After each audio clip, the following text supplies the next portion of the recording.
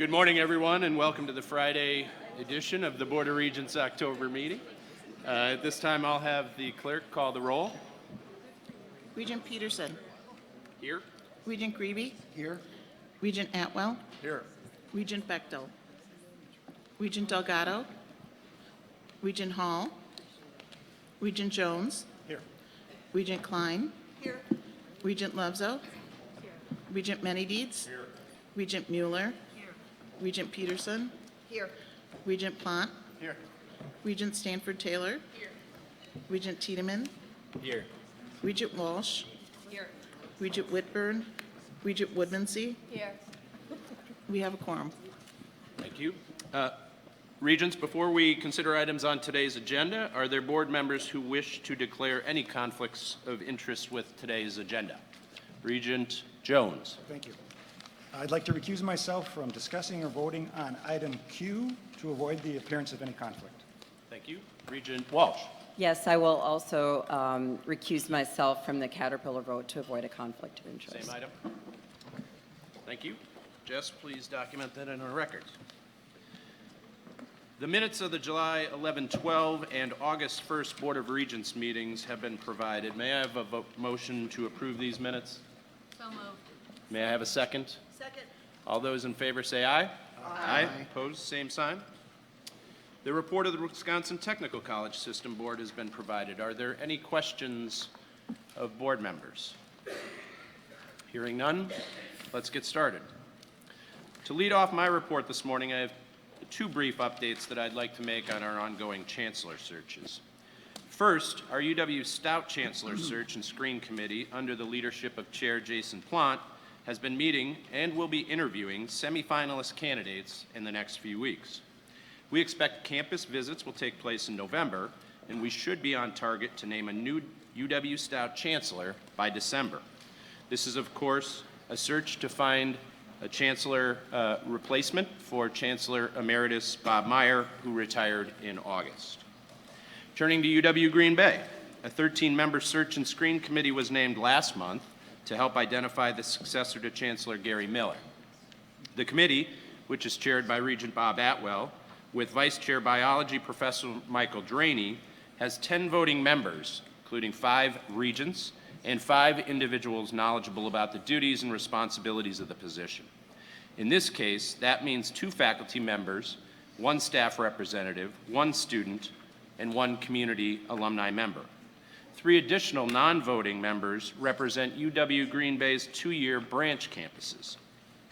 I provided the committee its formal charge in late September, along with President Cross, and the process of identifying candidates is now fully underway. Shifting gears to the All in Wisconsin tour, I'd like to say a few words and share an update of our progress. We launched the tour in early September with a stop at UW Parkside and have since visited UW River Falls, UW La Crosse, and just this morning, we held a very successful event here on the UW Superior campus. The idea behind this tour is simple: to highlight how our UW institutions are making a real difference for our communities, businesses, and people all across the state.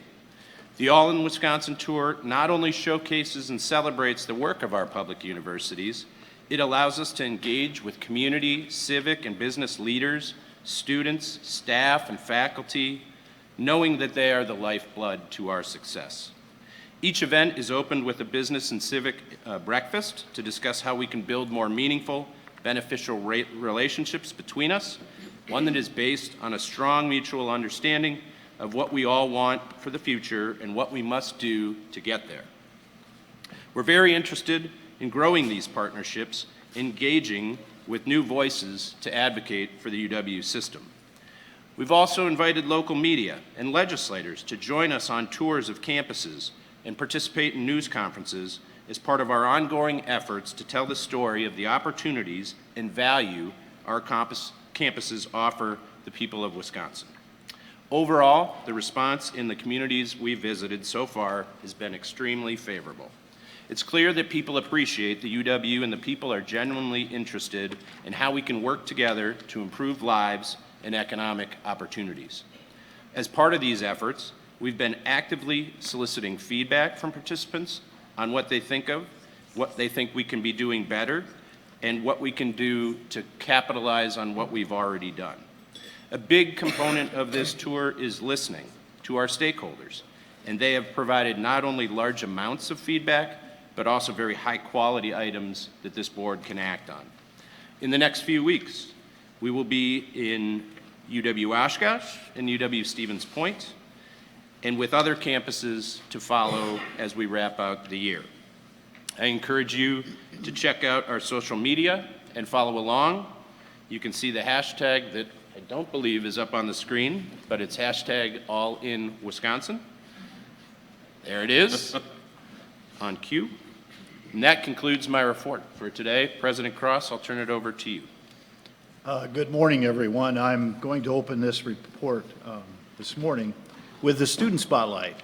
The intent of these regular presentations is to help all of us better understand what it means to be a student on one of our campuses, how our students got here and why, what they're working on and hope to do in the future, what issues are most important to them.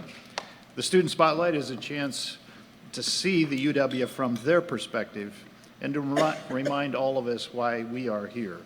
With that, I would like to introduce Hannah Kolonzik. Hannah, who I had the pleasure of meeting at an event here in Superior last month, is a junior from Superior, double majoring in biology and chemistry. She's also a Swenson Scholar, and that's how we met, which is the most prestigious scholarship program offered through the UW Superior Foundation. The Swenson Family Scholarship is an outstanding example of support from the private sector. So with that, I would like to introduce Heather. Hannah. And Heather. Good morning, everyone. I am Hannah Kolonzik. I'm a biology major and chemistry minor here at the University of Wisconsin-Superior, and I'm a Swenson Scholarship recipient. Following graduation from UWS, I plan on attending grad school in order to achieve my doctorate's degree in biology. My goal is to pursue a career working with wildlife, as I have a passion for studying species and their environments. I'm interested in potentially doing marine work specifically. As my time at UWS is coming to an end, I am realizing how truly great of an experience I have had while earning my degree here. Being from Superior, I was hesitant to stay home for college. However, the opportunities I have had and relationships I have built with other students and staff have made me extremely satisfied with my decision. The smaller class sizes here have made it possible to establish connections with professors in a way that I believe would not be possible at large universities. I can attest that professors here at UWS genuinely make students feel valued. Throughout my life, science has always been a strong suit of mine, but I never realized how much of a passion I had for it. Having received the Swenson Scholarship, I have been able to take a variety of science courses and partake in different opportunities that made me realize I was doing exactly what I was meant to do by pursuing a biology degree. For example, in my second year here, I was piloting a microbiology research project called Tiny Earth that was originally started at Yale University and brought to our campus just this past year. Tiny Earth, which is headquartered at the University of Wisconsin-Madison, targets the current and ongoing antibiotic resistance crisis by collecting soil samples and conducting dilutions in order to extract microbes that are growing from within the soil to see if they have inhibitory and antibiotic properties. Last spring, I had the opportunity to be a lab assistant for the human biology course here, which allowed me to understand the satisfaction of assisting other students in their learning. Most recently, I was offered a position to work in a taxonomy lab this past summer doing work as a student assistant for the Lake Superior Research Institute. This position included not only processing samples for the EPA and the DNR, but also included several trips out in the field to collect samples in the Lake Superior estuary. We also processed samples collected from the Fox River and the Green Bay area of concern. This semester, I've been continuing my work in the taxonomy lab, as well as doing prep work for the microbiology lab. My experience this summer working with Dr. Kurt Schmoody and LSRI helped guide my interest in the field of wildlife biology. I feel that these opportunities have given me the foundation I need to excel in not only my future education, but in my future career. I cannot express how thankful I am for all of these experiences that I have been granted in my time of attendance at this university. Thank you.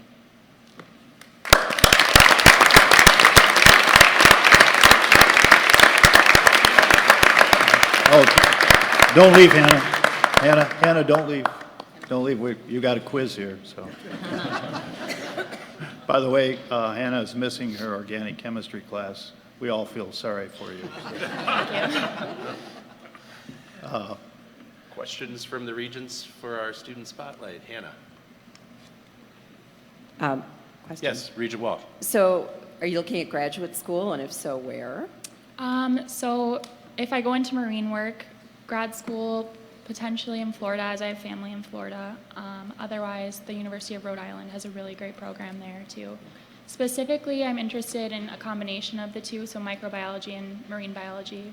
So Great. something that offers that. Yeah. Good luck to you. Thank you.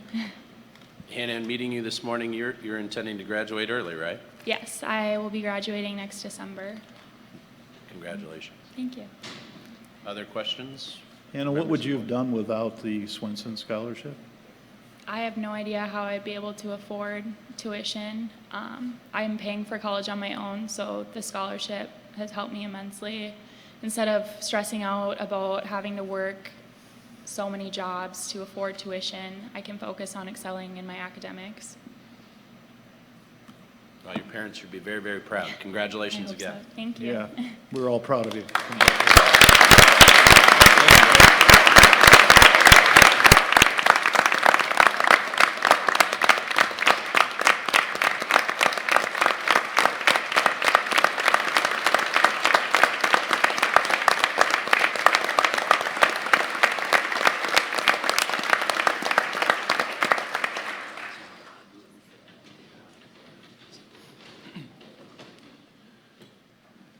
Thank you, Hannah, and please forgive me for miscalling your name.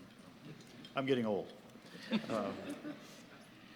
Now it's time for news from around the system, so please turn your attention to the big screen.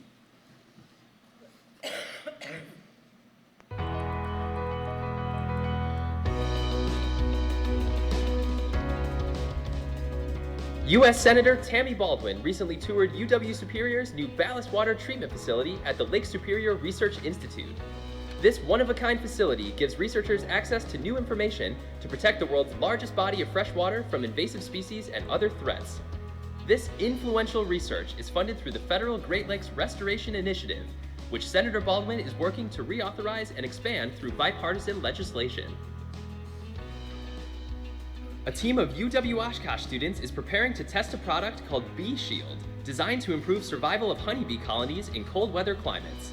This collaborative initiative between UW Oshkosh and WISIS matches student entrepreneurs and inventors with the ultimate goal of taking a product to market. Also generating buzz, UW Parkside graduates Katie Knopf and Chelsea Snowden are working with the Root Pike Watershed Initiative Network to improve soil and water quality. Through this project, with the cities of Kenosha and Racine, both graduates are helping to protect the endangered rusty-patched bumblebee. Both Knopf and Snowden care deeply about connecting their outdoor interests with improving the community. Wisconsin's cheese industry could benefit from a UW Stout food science project which won the WISIS Quick Pitch competition this summer. Graduate student Emily Lehman with assistant professor Taejo Kim are researching whether some natural cheeses have greater antimicrobial properties against foodborne pathogens like Listeria when stored at room temperature. If so, this could be good news for the dairy state, making the cheeses safer to eat and easier to market. UW Stevens Point student Jessica Enstad interned this summer at the Boys and Girls Club of Portage County, a popular resource for area youth. This family and consumer science major is among 50 UW Stevens Point students who work or volunteer there each year, and among hundreds of students overall who volunteer more than 10,000 hours annually in all sorts of activities to benefit the community. The UW River Falls Small Business Development Center positively influences the local economy through strategic partnerships with area businesses.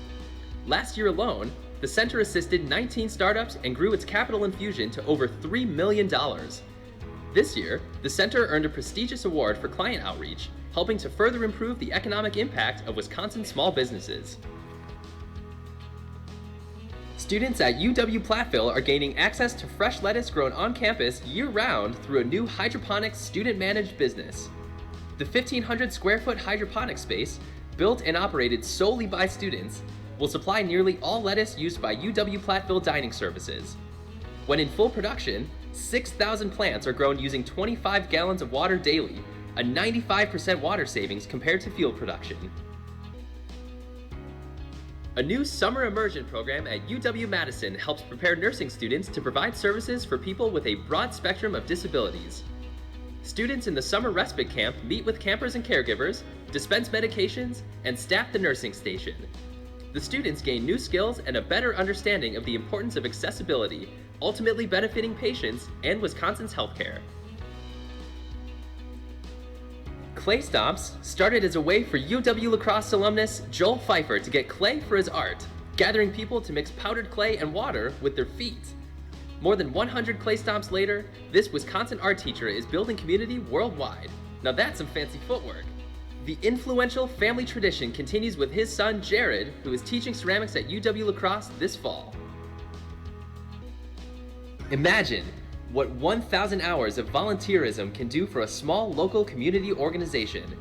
More than 550 first-year students from 3 UW Green Bay campuses pitched in for 2 hours to help clear area trails, trim invasive species, and pile wood at Barkhausen Waterfowl Preserve in Swamico, Wisconsin. Their efforts helped the new students develop team-building skills and made a big difference for the local preserve. UW-Eau Claire continues to be recognized for its comprehensive support for LGBTQ+ students, including twice being named the best college in Wisconsin for inclusivity. Behind those rankings is the leadership of Christopher Jorgensen, director of UW-Eau Claire's Gender and Sexuality Resource Center. Jorgensen is proud to see Blue Gold seek out resources that help them gain the knowledge and confidence to support their peers. For the third consecutive year, UW-Whitewater has been named among the Colleges of Distinction, a national honor that recognizes dedication to student success. UW-Whitewater offers Warhawks a rich and vibrant student experience where they are encouraged to be inquisitive and actively learn inside and outside the classroom. A significant number of students engage in research and get involved in influential internships that lead to job opportunities. Every year, students from the Honors College at UW-Milwaukee take a spring break to help others. This year's destination was the Big Easy, New Orleans. Among many good deeds with influential impact, students sorted Mardi Gras beads to keep them from jamming sewer pipes, cleared vacant lots of trash, and helped with a variety of projects at a community center. Carter O'Brien was driven to deepen his expertise as the Sustainability Officer at Chicago's Field Museum. He is now thrilled to use skills that he's currently learning in the Sustainable Management Master's Program to troubleshoot real-world challenges on the job. The flexible online format and top-notch content are why busy professionals like O'Brien and their employers find UW Extended Campus programs so influential.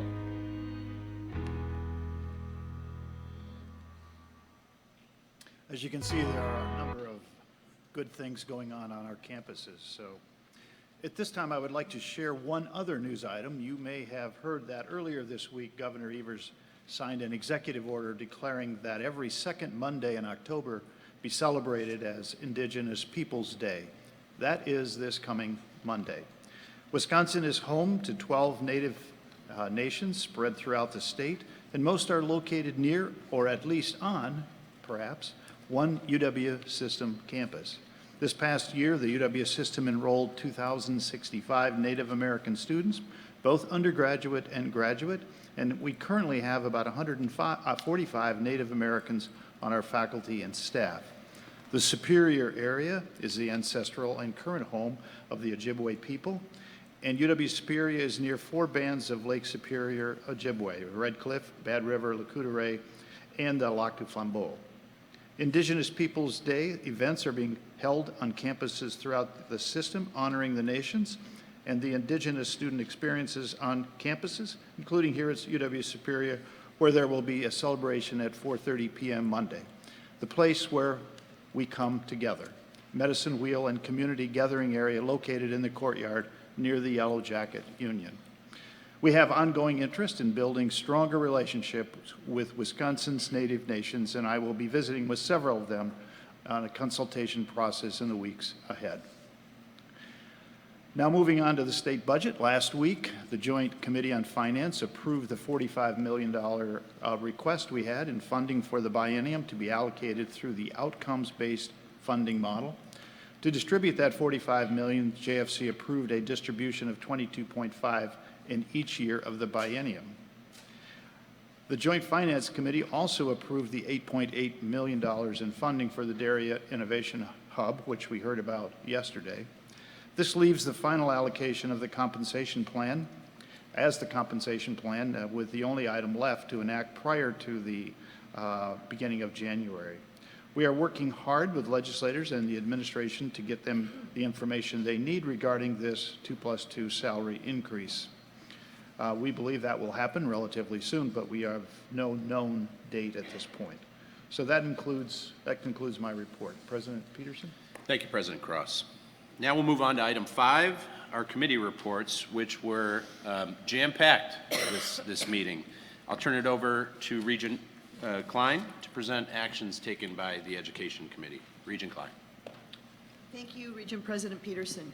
Yesterday, the Education Committee welcomed our new Vice President for Academic and Student Affairs, Dr. Ani Morabel-Sosa. I want to begin my report today by thanking Dr. Morabel-Sosa for joining the UW system in this key leadership position. We are honored to have her and very glad she is part of our team. The Education Committee also welcomed the provosts from our UW system institutions to join us at the table at the beginning of our meeting. This was a return to historical precedent of having our provosts and committee members discuss agenda items during our meeting. Going forward, we will continue this practice because our provosts are key subject matter experts. I like to talk about them as the brain trust. And we will hope to work together with them to fulfill the mission of the UW system and to build the future of higher education in Wisconsin. The provost will be having a retreat in November. We hope that they will come out of that retreat with a schedule and a template for annual academic planning. We hope that those plans will be linked to the mission of the institution, the strategic plan, market demand for degrees, and really look towards a discussion of what the general education requirements are for that institution. The Education Committee also approved changes to 4 Regent policy documents in support of the board's ongoing commitment to keeping policies up to date. During the approval process, the committee amended proposed language for Regent Policy Document 24-4, which is the UW policy on the role of resident assistants in resident halls. Specifically, we added a sentence requiring REs to clearly identify host organizations for any sponsored events that they hold in their dorm rooms or otherwise. This was a good addition. It was offered by one of our remarkable student regents, Regent Woodmansky.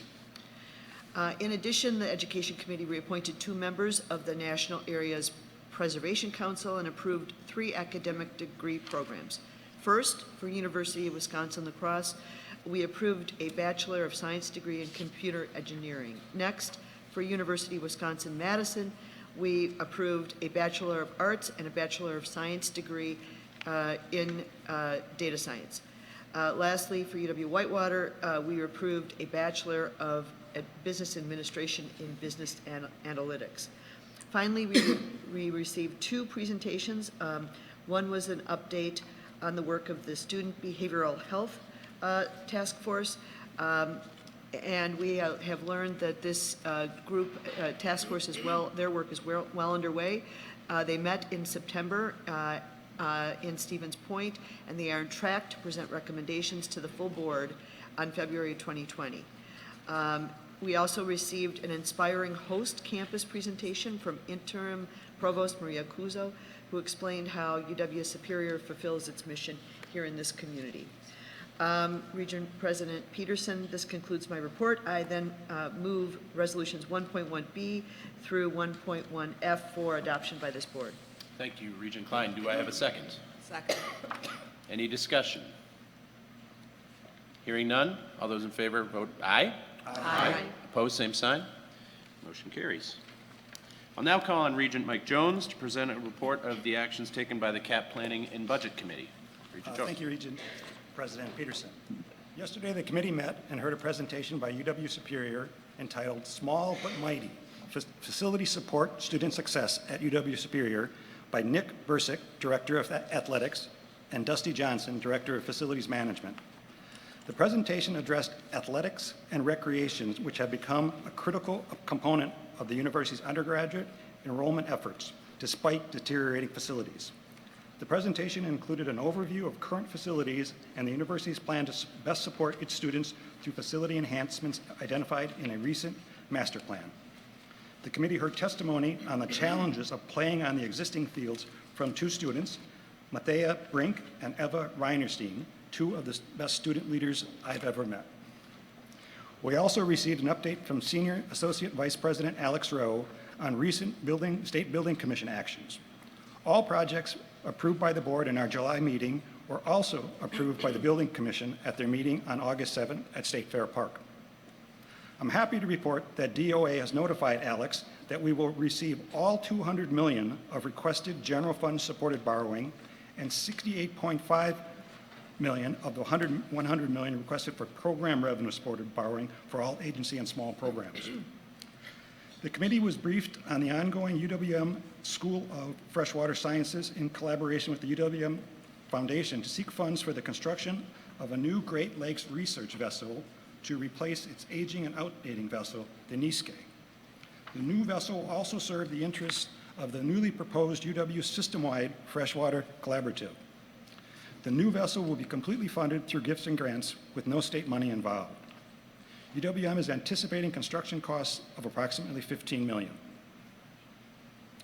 The committee also heard a report by Chancellor Schmidt on the evolving partnership between Mayo Clinic Health System Northwest, the Chippewa Valley YMCA, Blue Gold Real Estate, and the University of Wisconsin-Eau Claire. Eau Claire alumni John and Carolyn Sonnentag have donated 30 acres along Menominee Street to Blue Gold Real Estate for development of a new recreation complex to provide a collaborative use of space for athletics, recreation, sports medicine, human performance training, along with research conducted by UW-Eau Claire's kinesiology and other academic programs. The Sonnentag project is based on the Pablo Center, a component of the Confluence Project, which is currently being used by the community and university student, staff, and faculty. Our request to lease space in the proposed complex will be forthcoming to the board for consideration. The committee also considered 9 resolutions. We approved Resolution C, brought by UW-La Crosse, to sell 2 parcels of improved land, each with a house originally constructed in the early 1900s. The houses were deeded to the university in 1967 by the U.S. Department of Health, Education, and Welfare, and were to be used for public educational purposes for 30 years. The university no longer has any use for these properties and desires to divest them. We approved Resolution D, brought by UW-La Crosse, to enter into a facility use agreement to develop a shared tennis facility with the City of La Crosse and the Cooley Region Tennis Association for $250,000 cash. The university recently had to close its tennis courts because they were unsafe in their deteriorated condition and were no longer cost-effective to repair. The new facility will have 10 tennis courts, be located in Green Island Park, and provide the men's and women's teams a new safe environment for practice and tournaments. On behalf of UW Parkside, the committee approved Resolution E to execute a 30-year ground lease with We Energies to host a 2.25 megawatt solar photovoltaic array along the eastern edge of the main campus. The opportunity to partner with We Energies provides a solar photovoltaic site for research and study and increases the visibility of renewable energy efforts in southeastern Wisconsin. The annual lease payments will be reinvested in university-funded sustainable initiatives. The next 5 projects relate to 5 resolutions. Resolutions F, G, H, I, and J will be familiar to some of you on the board. These projects have been previously approved by the Capital and Budget Planning Committee and approved by the board as part of our biannual budgets and enumerated by the legislature and the administration. They are back to us one last time as authorities to construct, which, if approved by the board, will allow the state to begin the process of bonding. We approved Resolution F, brought by UW Eau Claire to construct the $19.3 million Governor's Hall addition and renovation project. The project replaces all exterior windows, roofing systems, and mechanical, electrical, and plumbing systems, and installs a new fire sprinkler system, new elevator, and new air conditioning. An additional 46 residence rooms will be added on floors 2, 3, and 4. We granted approval for UW-Madison's request as part of Resolution G to construct the $77.6 million Camp Randall Stadium renovation fieldhouse repairs project. This project renovates a portion of the stadium to create new club seat options in the south end zone. It also restores the north facade of the fieldhouse, renovates the west side press box, and replaces the field turf in Camp Randall and the McLean Center. The committee then approved Resolution H brought by the UW system to construct the UW Whitewater Heating Plant Boilers Fuels Retrofit Project at an estimated cost of $6.9 million to install new fuel oil burners and update the pressure vessels and the gas burners to safely, reliably, and efficiently produce steam for the entire campus. We next approved Resolution I brought by the UW systems to construct two 2017-19 classroom renovation and industrial technology improvement projects for a total cost of $2.1 million. The first will construct a 30-seat active learning classroom in vacant space in Mitchell Hall at UW-Milwaukee, and the second will renovate spaces for the new Robotics and Controls Laboratory in Russell Hall at UW-Platteville. The committee then approved Resolution J, brought by the UW system, to construct all agency maintenance and repair projects at a total cost of $4.8 million. These projects include multi-building elevator renovations at UW Whitewater, a steam pit and utility line replacement at UW Oshkosh, an increase to match current design estimates for a fuel reliability project at UW Stout, and replacement of the campus fiber optic backbone at UW Superior. Finally, the committee approves Resolution K brought by UW-Madison. It approved allowing a completion of design and an increase to a budget of $1.1 million by gift funds to construct Phase 2 of the UW-managed Educational Sciences Wisconsin Center for Education Research project renovation. This phase renovates the 4th floor of the Educational Science Building to create testing labs, offices, and support space for the Wisconsin Center for Education Research to promote research that focuses on early childhood to adult educational psychology. In closing, I'd like to move resolutions C, D, E, F, G, H, I, J, and K for approval. Thank you, Chairman Jones. I'm tired. May I have a second? Second. Any discussion on that alphabet of approval projects? Very impressive. A lot of investment taking place. With that, I'll call the question. All those in favor say aye. Aye. Aye. Opposed, same sign. Motion carries. I'll now turn it over to Regent Atwell to cover the Research, Economic Development, and Innovation Committee. Regent Atwell. Thank you, Regent President Peterson. The Ready Committee reviewed and approved the minutes of July 11th, 2019 meeting, and we heard 3 presentations. First, we heard about UW Superior's small but mighty influence in the areas of industry partnerships, collaborative research, and workforce development. Chancellor Wachter introduced Dr. Daniel Rust, Professor of Transportation and Logistics Management, and the Director of the Transportation and Logistics Research Center. Dr. Rust highlighted the benefit of requiring internships for all transportation and logistics majors. He described how the innovative internship program that has evolved through the years provides a clear value-added aspect of the talent development process for students, faculty, and participating companies. Dr. Rust said the average transportation and logistics internship is 3 months in duration. He noted that every intern must attend a preparation seminar and complete at least 1 key introductory class before embarking on an internship. Next, in the critical area of freshwater, which seems to be a recurrent theme in the Regents' meetings recently, Dr. Matt Tenek shared how UW Superior offers testing services to developers of emerging technologies and tools for ballast water treatment. The Lake Superior Research Institute experts work with global companies and international maritime organizations seeking certification for ballast water filtration systems that prevent microscopic invasive species from inhabiting the Great Lakes and other bodies of water. This UW Superior unit is part of the UW System Freshwater Collaborative. To date, it has tested 70 technologies, and the organization generates $1.4 million annually in private, state, and federal funds that support the testing program. On an annual basis, up to 10 students are employed yearly for water research, and in some cases, the students travel internationally to test ballast water treatment installations. Our second topic featured a presentation from our own Regent, Chris Peterson, about the challenges and the opportunities in high-tech agriculture. Her presentation was also supplemented by another Regent farmer, Becky Lefso.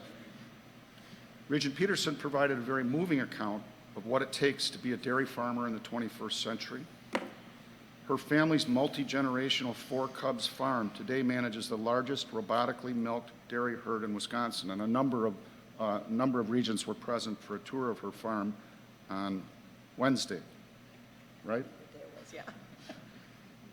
What is today? Feels like next Friday. The related story of the tragic fire on her farm in November 2017 and the rebuilding and the modernization of the facility within 5 months through the dead winter conditions in northern Wisconsin. Today, the Peterson farm continues to thrive despite the challenging economics for dairy and agriculture. While most of us know about Regent Peterson's prowess as a businesswoman, a farmer, an accomplished wife and mother, perhaps not enough attention has been given to her talent as a writer. Many people know that she's an author of children's literature, has had multiple books there. I had the occasion to actually get this book from her, which I highly recommend to you, called Birch Bark Brigade of Fur Trade History. She gave it to me about a year ago because we both have an interest in that topic. And I'm having a casual conversation with me, and she says, well, I wrote a book about that. So I got the book and promptly put it in my stack of books to eventually read, and I worked my way down to it a couple weeks ago, and it's a fascinating account. So I'd like to see the sales of this surge on Amazon. It's a very well-researched, very well-written history of a really important, complex, colorful, and sometimes tragic history of the fur trading area. Finally, we heard an update on UWIN, the Northwest Wisconsin Regional Internship Initiative for students at UW Eau Claire, River Falls, and Stout. UW System and WEDC Talent Development Liaison Rebecca Deshane and Momentum West Regional Economic Development President Steve Yan described the value of building a robust regional internship initiative that fosters new opportunities for both students and their prospective employers. It was pointed out that internships are an important tool for career preparation and align with UW System 2020 Forward Strategic Plan goal for students to undertake 2 high-impact practices before graduation. Ms. Deshane noted that about 85% of UW graduates stay in Wisconsin, and this number is expected to increase as a result of additional internship opportunities. Mr. Yan highlighted one key reason for success of the internship initiative is the need to keep it simple in terms of direct communications to small business, those with 20 employers or less, who represent the greatest area of opportunity because currently many of them do not hire interns. And I would add, as an employer that over the years has hired interns and interacted with a number of other companies that do, I think there's a major shift among employers going on with regard to internships. I would say 10 or 15 years ago, business leaders thought of internships as a nice thing to do to help the university and to give young people a chance to develop. Now they are we seem to be realizing that it's an essential tool for identifying and developing talent that can begin during the university years, which is to say, students need internship, they benefit from them, but we need interns as well. So really gratified to hear so much about interns and water and farming. topics that are very important. Regent President Peterson, this concludes my report. Thank you, And Regent. I'm really gratified that no one has called you Regent President Bailing at this meeting. Until now.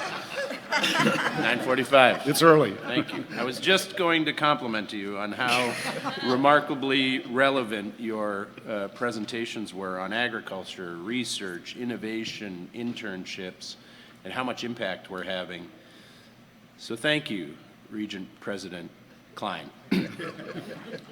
Moving on. I'll now call on Regent Mueller to present a report of actions taken by the Audit Committee. Regent Mueller. Well, I'm certainly smart enough to say thank you, Mr. President.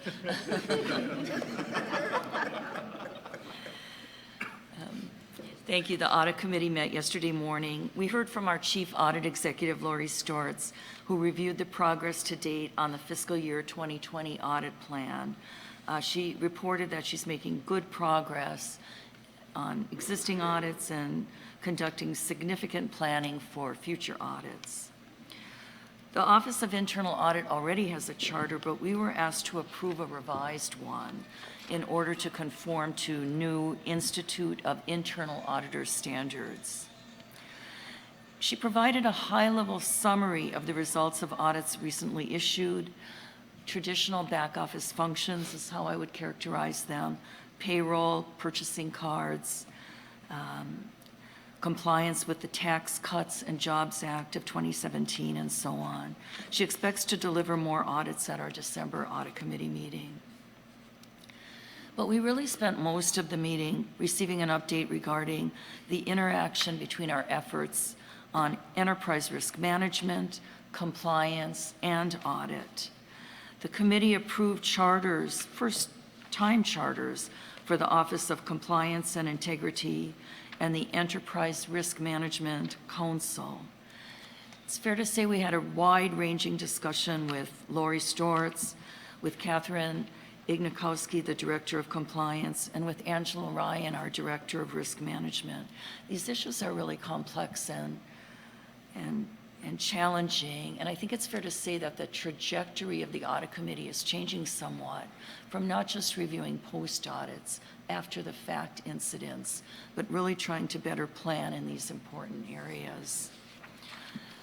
We heard another panel along those same lines, hearing from Ruth Anderson, Associate Vice President for Administrative Services, Angela Ryan, Director of Risk Management, and Ben Passmore, who works with Assistant VP for Policy Analysis and Research, and really tried to hone in on some of the areas that they're looking at, particularly safety and security risks at our campuses, one of the many compliance areas that we have to be concerned about.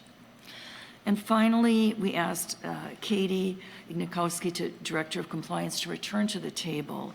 She provided an update on this newly formed Office of Compliance and was very careful, I think, to introduce members of the work group from all of the campuses around the state. This is nothing that system can, from the top down, declare we will have as a new policy or a new function. And I think she's getting, I know we heard, she's getting good buy-in from the campuses. So with that, Mr. President, I move two resolutions.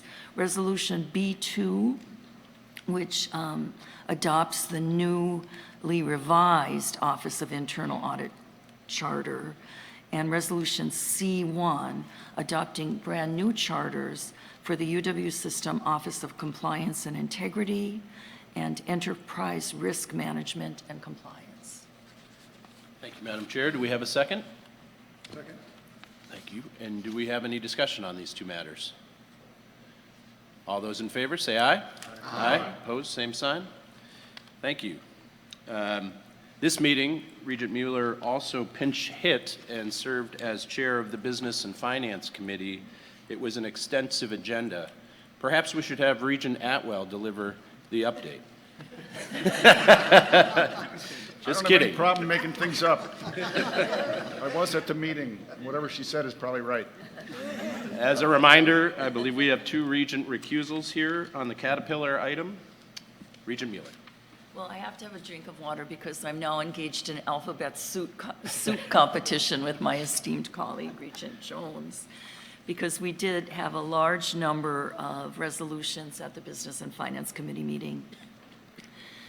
We heard from Vice Chancellors Kaler and Thompson here at UW Superior.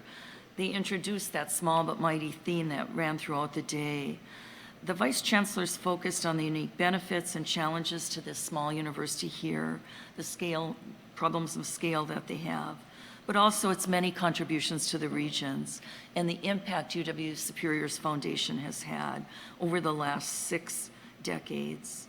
We also heard from an undergraduate student whose name was Peter Bierbosch, and he has had so many positive experiences in engaging in research under strong faculty mentorship.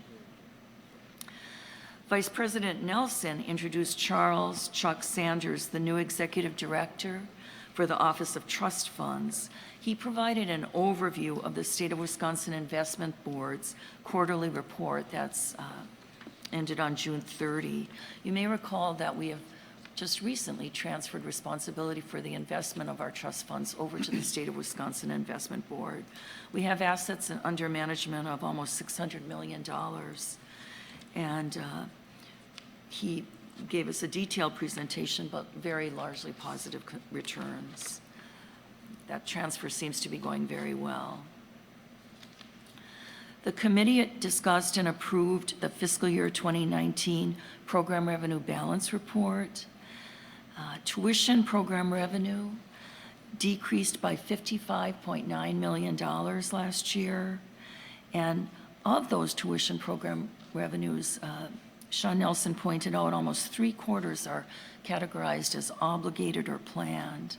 And I think importantly, we need to remember this represents not even 35 days of operating expenses for our campuses.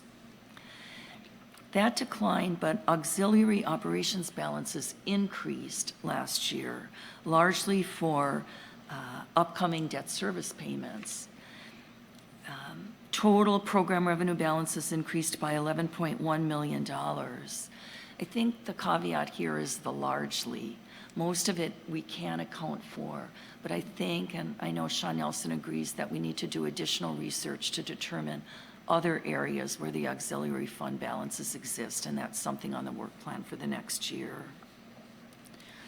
We heard a financial audit report, budget to actual report, which is a good dashboard providing a broad overview of our current financial state.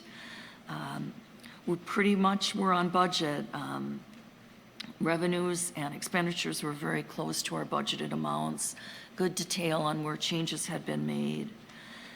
We had a good discussion about semi-annual gift grants and contracts, such an important component to our operating budget. Senior Associate VP Julie Gordon provided the committee with a summary of a cost-benefit analysis of the 80 foundations and other affiliated organizations that support our work and missions. She calculated a very excellent return on investment. We've received, under her estimates, over $200 million from primary foundations, while providing $9.1 million in administrative support, 200 to 9. We heard updates on a number of back office functions, all important: shared services, procurement, automation, and the large and complex shared financial and human resource system that's underway. We approved an exception to board policy on our policy on large unendowed bequests. This was made at the request of UW-Madison with regard to a request from the estate of Kenneth and Donna Griesmeyer. And we voted to allow 100% of the bequest to be made to the School of Veterinary Medicine in order for them to purchase additional equipment. The committee approved 8 contracts put forth by UW-Madison encompassing work with Monsanto, Smithfield Packaged Meats, Regeneron Pharmaceuticals, General Motors, Philips Healthcare, Caterpillar, Plumrose USA Incorporated, and Phoenix Nest. Some of these contracts are new, but many, I have to thank again Vice President Sean Nelson. he did a reconciliation or true-up to match existing contracts with current revenues. And so we are providing that information for you today. So here goes the alphabet. On behalf of the Business and Finance, I request approval of Resolution D, K, L, M, N, O, P, Q, R, and S.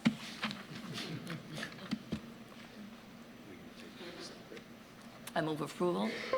Do we have a second? Second. All those in favor? Aye. Opposed? Recusals? So noted.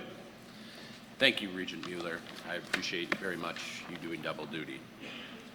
That concludes our committee reports for today, and they were quite substantial. We'll now move on to item 10.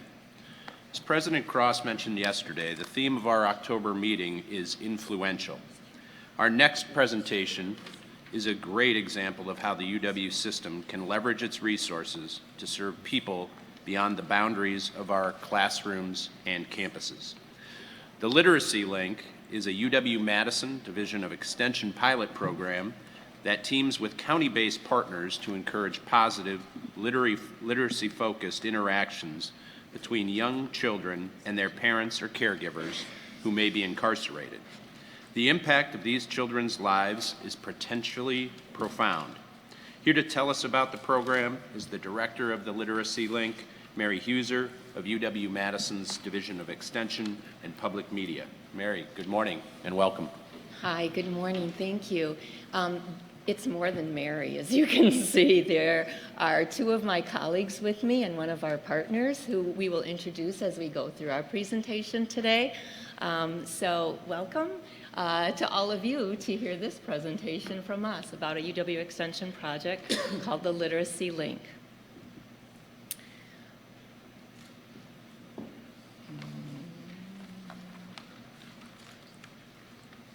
Hopefully. Jay, maybe could you? Thank you. Here in the United States, we're #1 in a number of areas, but unfortunately, one of those areas is our rate of incarceration. The United States has the highest rate of incarceration of any country in the world. We also have the highest number of individuals who are behind bars. What this also means, one of the implications of this, is that we have an extraordinarily high number of children in this country who have a parent or a family member who's involved either in a jail, in a prison, or otherwise in the justice system, such as probation or parole, or in a drug treatment court, or some other type of alternative program. We know that children who have an incarcerated parent face a host of risks. They're more likely to be delayed in their cognitive development, in their social emotional development.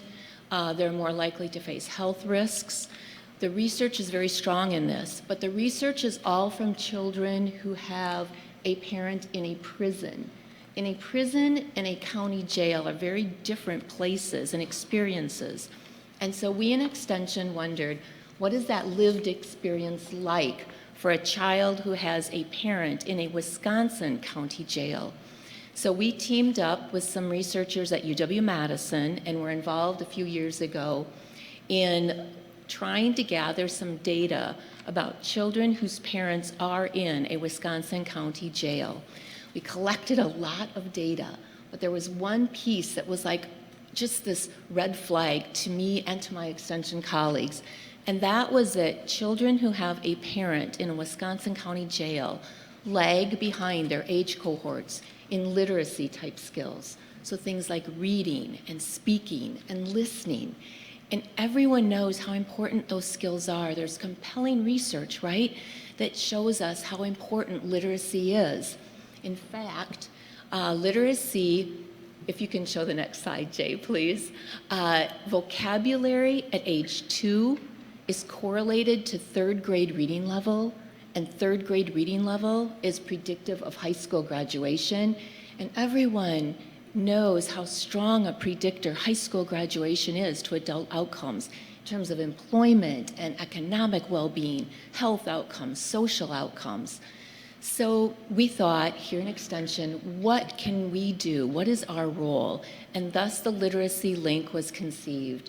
The Literacy Link is a project that connects children and their parents who are in justice-involved families to literacy-rich experiences and environments. These may be children who have a parent in a county jail, or they may be children whose parents are involved in the justice system, as I said before, probation, parole, treatment, or diversion. We have 2 aims with the Literacy Link project, and you can see those up there, to create these literacy-focused, rich learning experiences for children and their parents, and to foster healthy relationships within that family that nurture children's language and literacy development. And those environments and experiences we are bringing into those justice settings. Again, sometimes in jail, sometimes in other justice settings, but also making sure they continue into the homes of the children and their families. President Cross was the impetus to providing starter and seed money for our project. 2 years ago, we received some funding to test this idea and this initiative. We started in 4 counties. The 4 counties were Racine, Dane, and in the far western part of our state, Buffalo and Pepin. We were really experiencing quite a bit of success early on, brought on 2 more counties, Ashland and Bayfield, here in the north, and most recently Dunn and Kenosha. And you can see we have 4 strategies we use. And here to tell you more about what this looks like in 2 of our sites, Bayfield and Ashland, we'll start first with my colleague Liz Lexow, who is the Extension Educator in Human Development in Bayfield County. All right, next slide, please.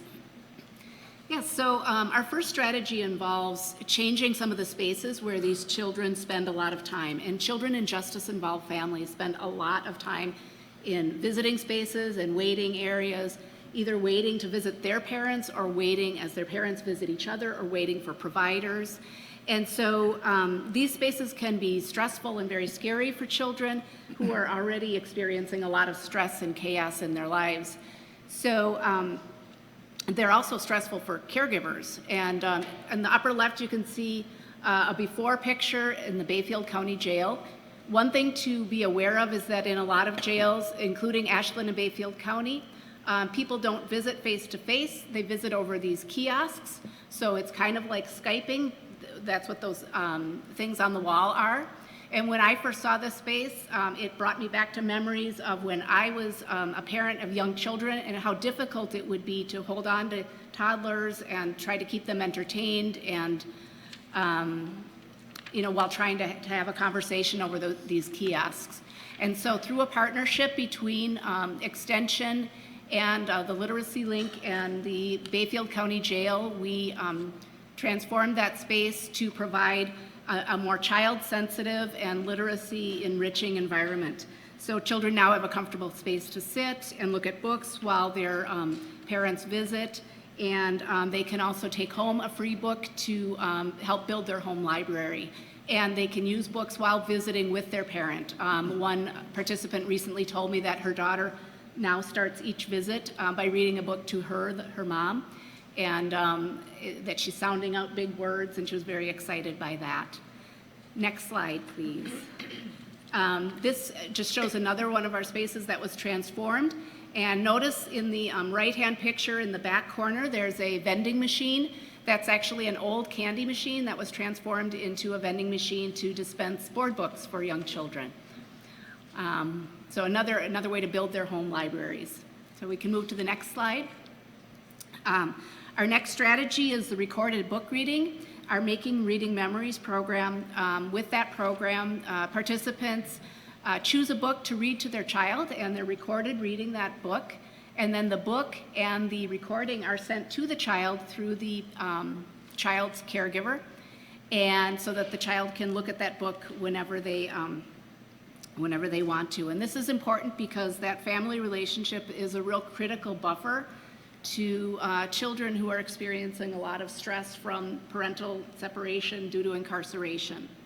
So we're going to take a look at part of a video to see an example of this in action. This is a dad who's wildly enthusiastic about this program because it has helped him maintain contact with his children during incarceration.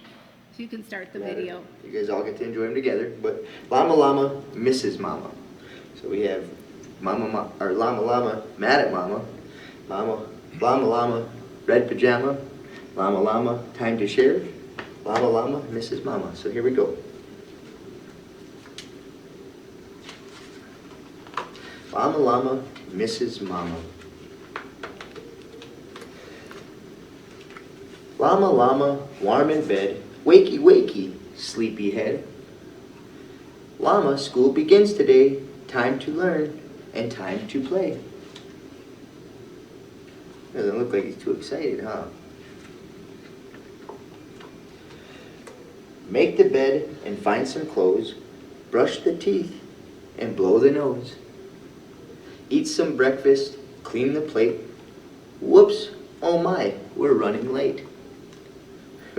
We know how that is, getting out to school, don't we, guys? We're running right down the block to school. Drive to school and park the car.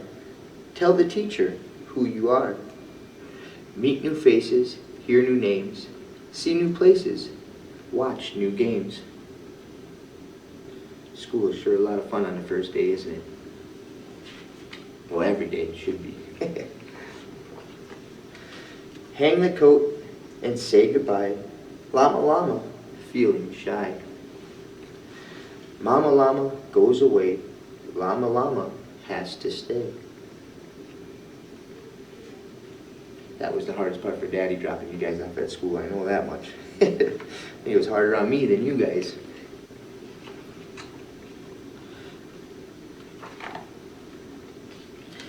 Teacher gets a goodbye hug. Wave to friends on reading rug. Climb the playhouse with the slide. See if Mama fits inside.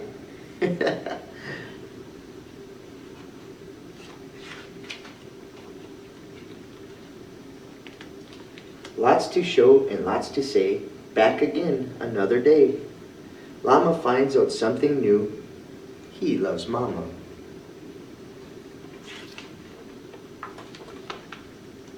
In school too.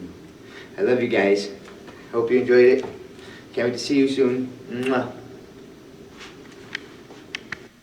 Matter? So you can see that that dad was using the book as an opportunity to have a personal conversation with his child, and this is a method of reading that we teach in classes before they create the video. Now I'm going to turn it over to my colleague Heidi Ungroat, who's going to talk about our other strategies. Thanks, Liz. So I'm going to share a little bit more about two more literacy-linked strategies. The Tell a Story program was rolled out in Ashland County in February of this year, and this program provides live literacy-focused visits for jailed parents and their children from a local library space. Like many jails now, Ashland County only has video visits. So prior to Tell a Story, family and friends had two options for visiting. The first is that they can access these videos remotely if they have the technology and if they can afford the fees. Many of the families that we work with cannot afford these fees. The second option was that they could visit from the county jail for free from this space pictured here. So as you can see, this is certainly not a very child-friendly or welcoming way to visit. Again, can you imagine trying to bring a young child or two into this small space and have any kind of meaningful connection happen between parent and child? When these video visits take place, a screen is wheeled into the inmate's cell block, and so that means that the inmates in the cell block can see the video and that people visiting can see the cellmates in the background from time to time. So it was clear that we could do better. Next slide. So we worked to create an alternative that was free, safe, and child-friendly.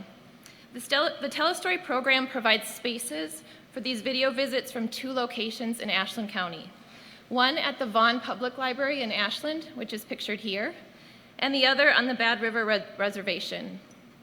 We know from research that child-friendly visiting spaces such as these can reduce anxiety, and they increase the frequency and the quality of parent-child visits.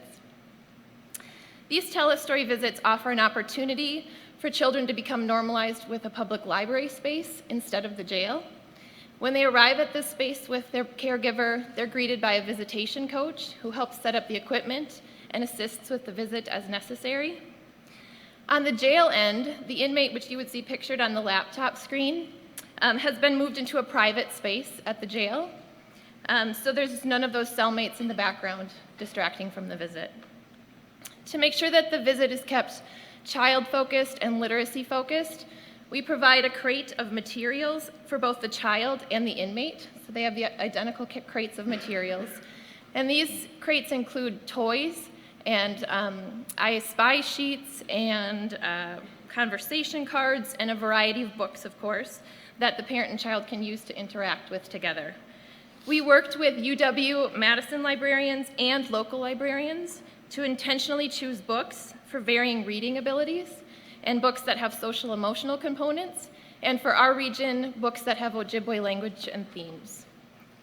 And at the end of each visit, the child gets a free book to take home, because we know from research that the number of books in the home correlates directly to school success. Next slide. So as I mentioned, I think we missed, I'm sorry, can you go back? Okay, thanks. So as I mentioned, this program is still very new, but initial responses from caregivers, inmates, and jail staff have been overwhelmingly positive. Most of the families that have used Telestory were not visiting prior to this program and have now visited several times. We actually have a family that tomorrow morning will have their 30th visit at the Bad River site. So next slide, I'd like to take just a minute to show you a video of one of my partners that could not be here today. Stephanie Julian is the education director at the Bad River Education Department, and in this clip, she speaks to the importance of literacy confidence for parents and children in her community. In the Bad River Education Department, we are working really hard on looking at individual students, but then also in family units, and what we can do to make their educational experience better. And one of the biggest things that we've learned is that we have a high number of students that are well below their reading level. Their parents are also well below their reading level.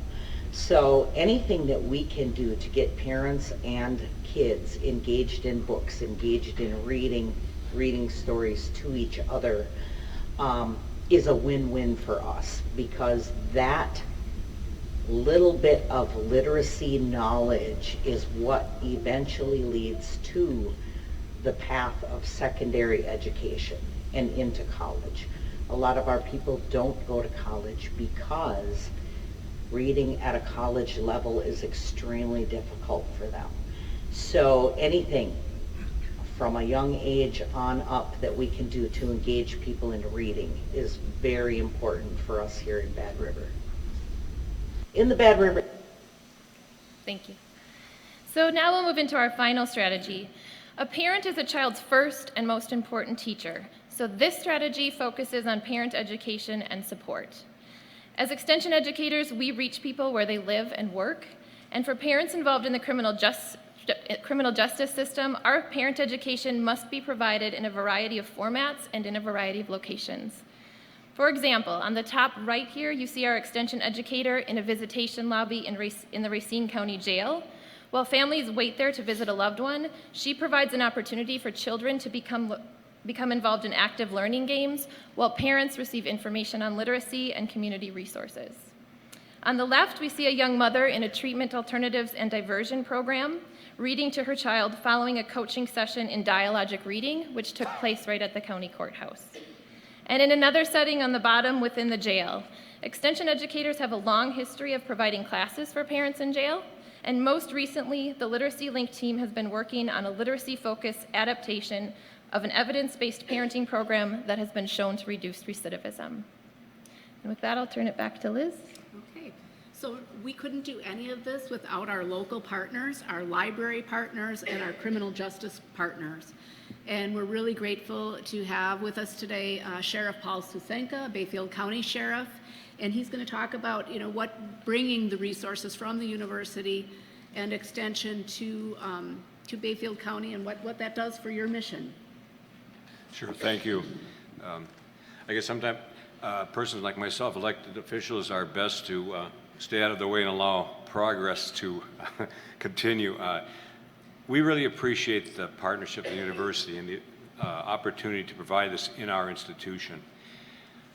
When we talk about county jails, they're usually not thought of in a particularly positive light, but they are unfortunately necessary. But we've realized in Bayfield County for a long time that it's not so much the institution, but it's how that institution operates and what its mission is and what the outcomes are that are important. There's a lot of time spent in counties, up to a year, and we have to use this time, and we use this time in the most positive way we can.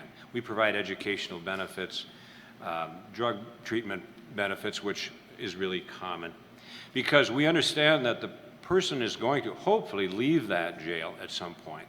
And when they leave, that attitude is better than when came in. That's our mission. That's our underreaching goal. I illustrated graphically for our staff. Attitude out is greater than attitude in. I showed this to Liz a while back to make that simple.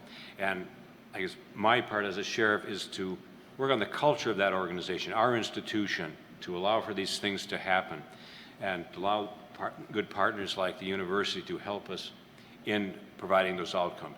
The remarkable thing about this literacy program, it's unique in the sense that you're not only working on the person that's incarcerated, the person serving that time, but people who aren't in that institution, their family, their children. Because we've already mentioned the development, the profound effect that has on the development of a child being without a parent, or not understanding why their parent is incarcerated, what they've done, and they lose that connection. We've had parents read to children who had never read to them before. This is the first time they've ever read to their child from the jail. That's unfortunate, but yet it's very positive, and that connection has been made. It's hard to know. We know through research that child development, those positive influences by a parent, even a parent who's guilty of committing a crime, can have a positive effect on that child. That connection should, unless it's an abusive relationship, should be maintained, and whatever we can do to continue that is, I feel obligated to do. So I could talk about this for hours because it's such a big issue, and it's so important to our society. I, as a person who operates a county jail, really feel as the more effective we can be in a jail setting, the less burden it's going to have on the prison system, the less extensive a person's criminal record is going to be. We have people in our jail who are already committed to going to prison because they've already received a lengthy sentence.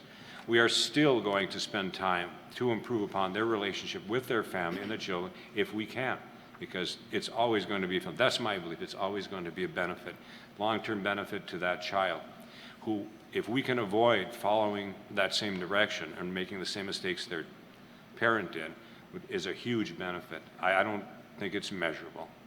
So thank you again for your support. I hope we can continue this arrangement and this project, because I think it's indisputable that there's long-term benefit.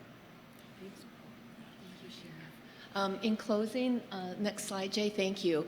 We have been monitoring and collecting data to see if indeed are we getting books into the hands and homes of children in justice-involved families, and we are. We are we're helping parents become more confident and skilled in reading to their children, and we are creating these connections between children and their justice-involved families. So our initial findings are very promising. What I really want to leave you with on this slide and the next one as you see it is that we've taken research from right here in Wisconsin. We've applied science to inform our practice, and what we're seeing after just 2 years in our pilot sites are policy changes happening, particularly within the justice systems we're working with. And that we know is where change is cemented in policy. And so in closing, next slide, please. we believe the literacy link, and I think President Cross, you two support us, is that this is influential. And I know the theme of your meeting is influential beyond the boundaries of the classroom. And we definitely are beyond the boundaries of a campus classroom, as you've heard.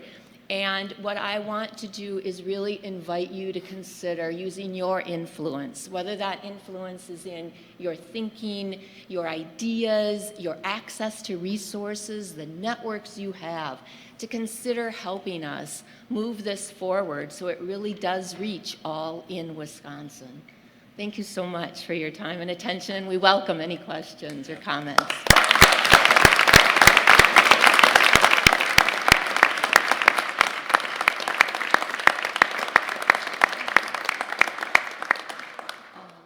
Thank you for an incredibly informative presentation. I know I speak for the full board when I say it is influential for us to hear about the good things that are happening on our campuses, but also outside of those areas. And this is incredibly rewarding for us to see the kind of impacts that are taking place. Questions from Regents?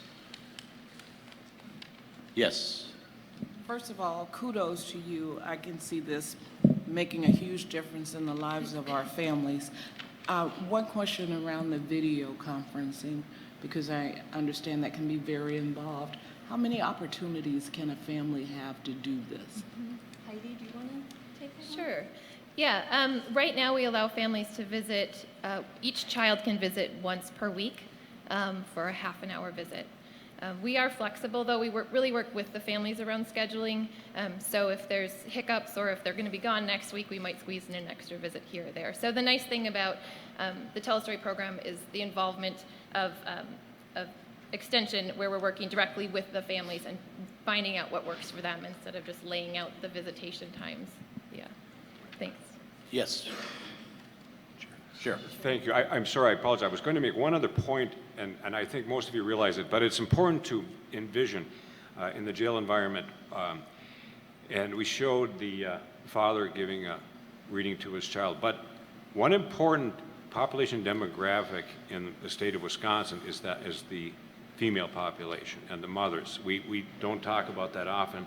I would tell you, just when I started in this line of work years ago, our jail didn't staff for female inmates because we didn't have any. Now, pretty much universally across the state of Wisconsin, a third of jail populations are females and mothers. Just an important issue to realize and understand. I think most everyone does, but sometimes we have to really focus on that because it's changing. The dynamic of people who are incarcerated and the effect on children has changed because so much more often now is the person incarcerated the mother. And that has even a more profound effect on the child's development than the father being incarcerated. So we're offering this program to both mothers and fathers, and this is already occurring. I just bring this point up for that's very informative. Yes, Regent Jones. I just wanted to say I think this is incredibly important work that you're doing. It's got to be that the earlier we reach a young person in their life, the more likely it is we're going to have a positive impact on that educational opportunities or social skills. My question is really, do you have a mechanism where you can hand these children off to another agency once they age out of your program or their parents get released, or is there some mechanism so we don't just drop these children at some point in time? I didn't express that very well, but. Sure. So we are, as Mary had mentioned earlier, we are not only reaching children of parents who are incarcerated, but also involved with other agencies, human services, schools, et cetera. I don't know if we want to talk about First Books, but through a recent grant through the First Books program, we're going to be able to expand to other agencies and bring more partners, like human service partners and schools and other partners in to expand this beyond just reaching kids whose parents are incarcerated or with the justice system. We're also setting up systems of support. So now, through Telestory, they're linked to the local library, right? They know the librarian, they know the landscape. We're also working with the Ashland School District to bring Telestory visits into the schools so that some kids can access these during the school day with a school counselor available during and after the visit. So trying to build that network. Great, thank you. Thanks. Just one more quick point. Sure. It's got to be, again, that if we're able to keep these children out of the adolescent juvenile system and the criminal justice system, the savings to society have to far outweigh what we're investing in this. Has to be. Right. Regent Walsh. I'm wondering, where do you get your books for this program? I have one. Okay. outside of Regent Atwell. We have, with some of the startup funding from President Cross, established a relationship with a national clearinghouse of children's books called First Book. And they offer high-quality books to nonprofits that work with lower socioeconomic children and families at a very, very reduced cost. That's been our primary source, because one of the things that we're very adamant about is that children deserve new, high-quality books. We are not taking the throwaway books. We are providing new, high-quality books so that home libraries are started. Do you have any private support for your book acquisition? Some, yeah. Recently received a small donation from a family who read about our program in our annual report, and this is somebody who's a teacher, and she wanted to help us buy more books. And we also make sure to include books around cultural themes and from local Indigenous authors in my region. And so some of those books are available through First Book, some are not. And some of them are quite expensive. And so, yeah, we do get them from a variety of sources. Thank you. And we do not have a sustainable mechanism yet for providing books. So one of the things we're after. Regent Peterson. So what would it take to make this go across the whole state? We need it in my county.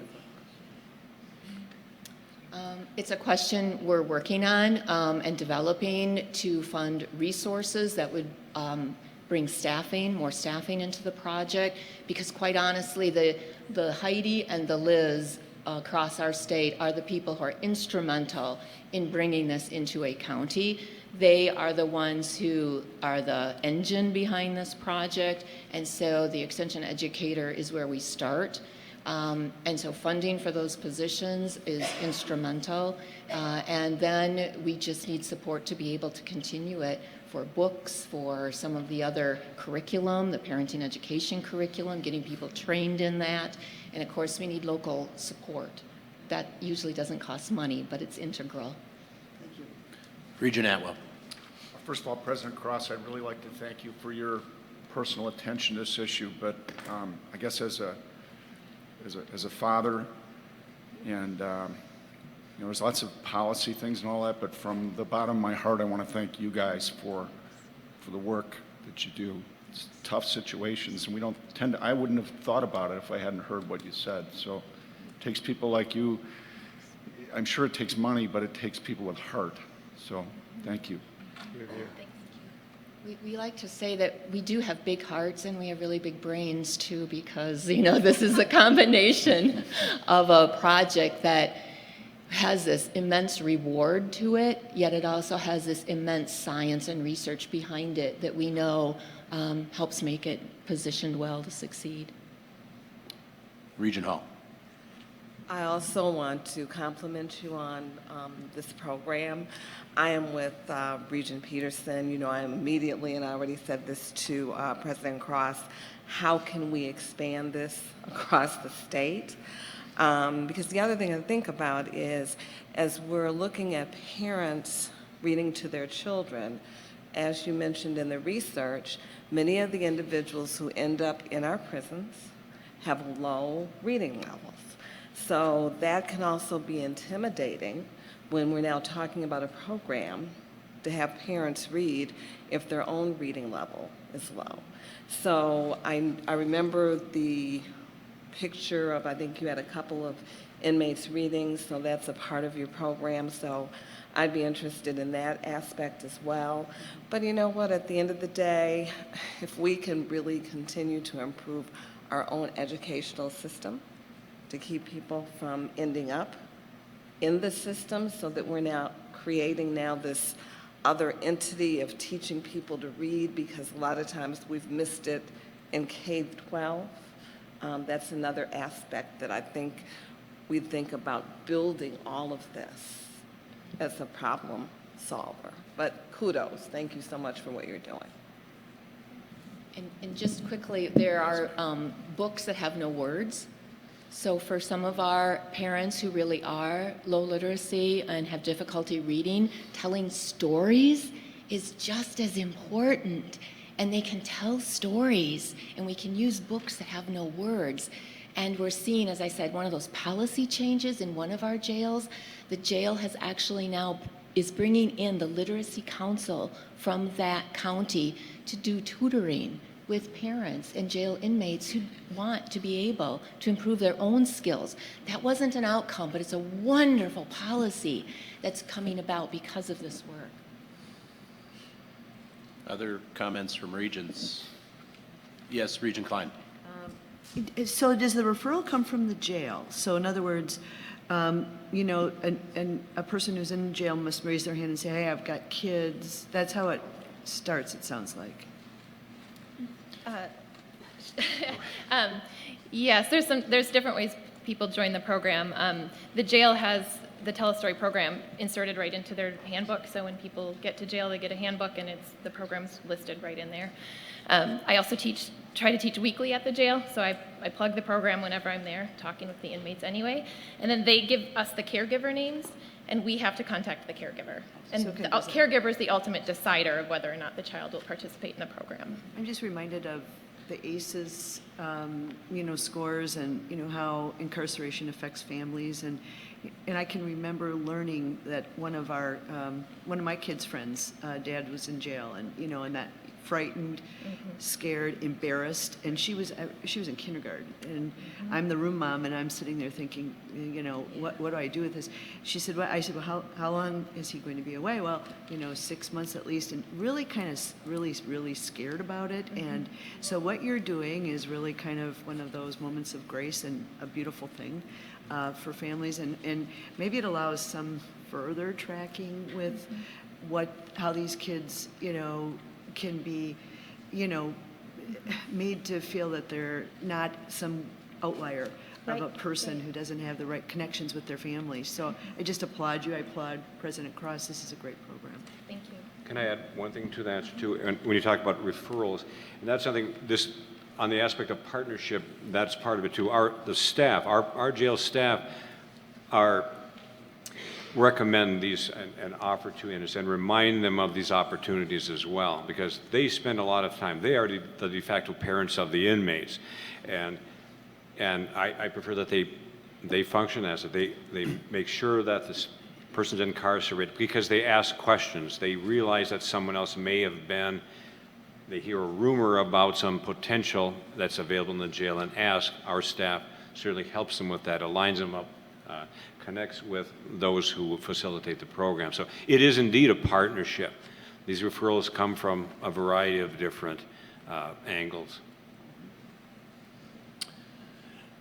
Let me just make a quick comment. I mean, certainly to our women presenters, we appreciate so much how much involvement you have, but I also want to recognize law enforcement. I think from my perspective, my intuition wouldn't suggest that you'd have such a progressive focus, that you'd be so compassionate, that you'd be so focused on combating recidivism to allow these kinds of programs and the frequency with which they're allowed to take place. So I certainly applaud you, and I hope that we see more folks of law enforcement see the real value of this, and that's a challenge that we'll have to face to amplify that, but I'm certainly grateful. I believe President Cross has a couple concluding remarks. A couple of you have asked about how do we scale this and take it larger, and I know Mary and her folks, we've been working with her to help connect her to major foundations, and several of them are interested. I shouldn't say several, I know of at least one that's interested in doing just that, how to do this at a larger scale. Secondly, Mary, what do you have, 4 or 5 presentations around the country for other other criminal justice systems that are interested in expanding this concept. We heard from Depeche, whenever it was a few months ago, from Depeche talking about how that interaction between parent and child, if you remember that video clip, how impressive that was. This is a part of that evidence-based research being applied to this particular portion of our population. I want to conclude this by saying this statement and spending a little bit of time on that. I don't think the board or chancellors or the president or often the people employed by this university understand the expansive scope of what the university does. And it was 100 years ago when Charles Van Hise wrote an editorial in the New York Times, articulating, and I think in a much more refined way than it was originally expressed by Bascom and others, how important the Wisconsin idea, and that's what differentiated a public university from a private entity. We have a responsibility to serve all of the public that this state encompasses, not just a few, but all, regardless of where they are, what has impacted their lives, or whether they're wealthy or poor, or where they come from. It doesn't matter. We have that responsibility. Chapter 3609, second paragraph. Our principal purpose is not just the pursuit of truth, which is critically important, but to improve the human condition for all people. What you're seeing here today is evidence of that, and I think it's just like Bob. It makes you realize what we do is so important. It's just so important. And we so appreciate your comments, Drew. The members of the criminal justice systems and the justice-involved folks, not just criminal justice systems, partnering with us because it is a partnership that will make this successful. I know Mary's had requests from several other counties wanting to do this and replicate this. We just don't have the resources yet. We're also trying to figure out what works best and varies a little bit by different counties because they all treat this a little differently. But this is evidence of the Wisconsin idea, and it just makes me proud. And I think if Charles Van Hise was here today, he too would be proud. So thank you very much.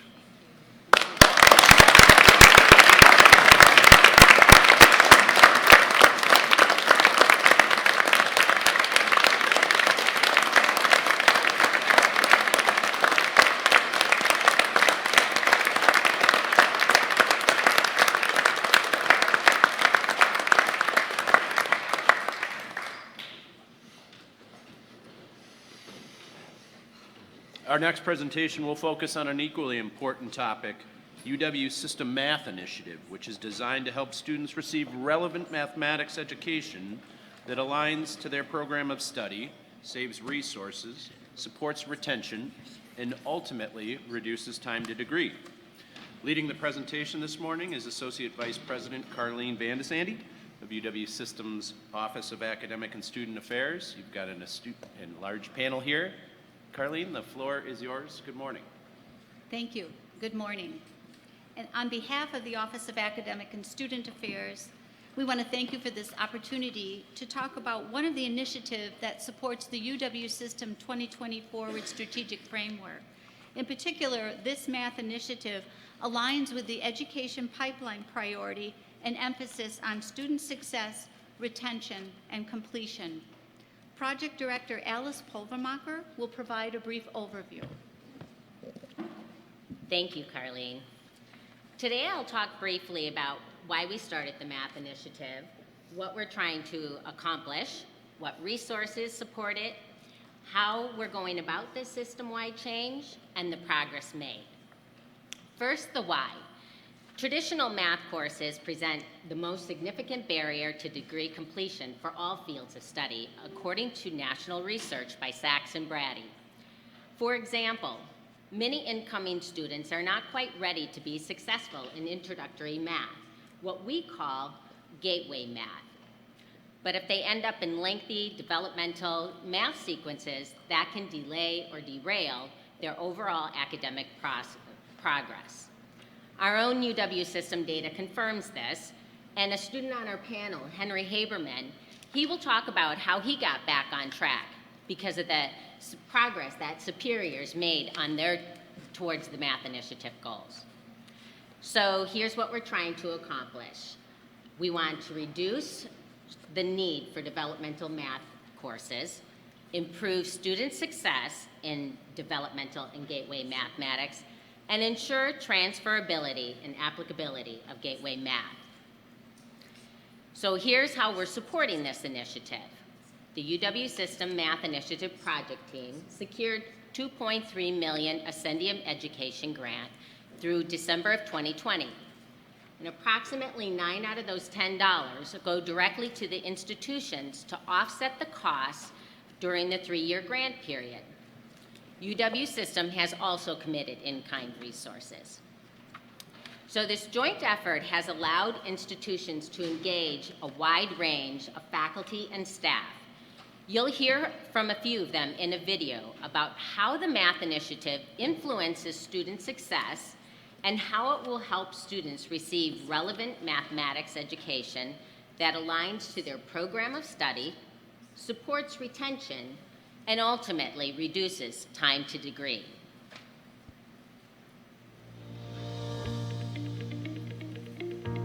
The University of Wisconsin System Math Initiative began in 2017.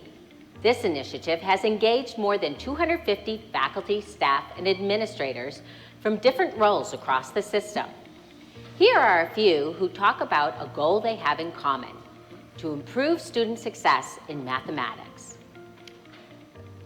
One thing the initiative is doing is getting us to really think more broadly and intentionally about what exactly student success looks like. First of all, it's about are they placed into the right course? Do we have the right curriculum to support the students' needs? Are there advising encounters helping steer them in the right direction? And then how do we handle lack of success early on? So what do we do about the students who are not initially successful? How do we support them? This initiative will impact our students in a number of different ways. Certainly it will accelerate their time to degree. It will better match what they need in math to their major, to their degree, to their pathway, and we can then facilitate the development of pathways as well. I think if we can tailor the courses to the student specific needs, certainly it's a much more efficient process for the students to make it through their discipline. But you also know that they're not wasting time and energy with things that really aren't going to benefit them in the long run.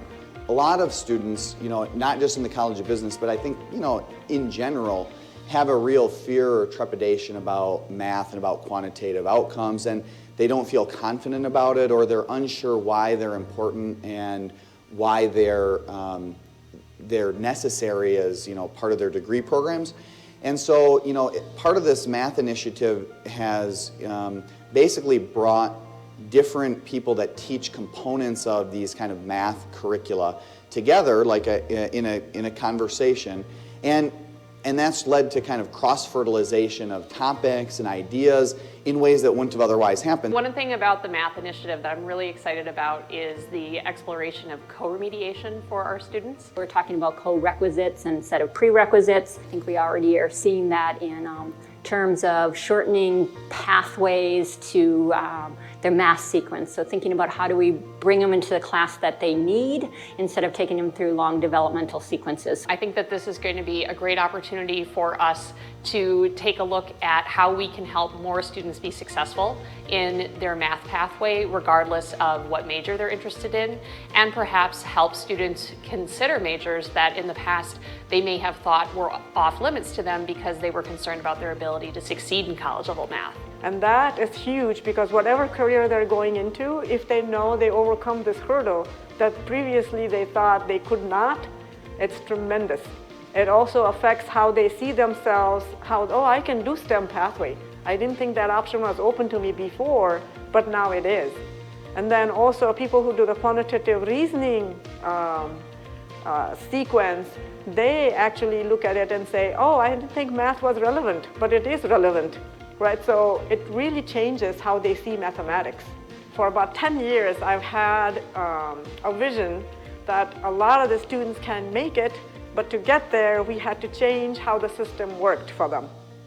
UW System is initiating system-wide change, supporting innovative instruction, and investing in student success. It's all in Wisconsin, the University of Wisconsin system.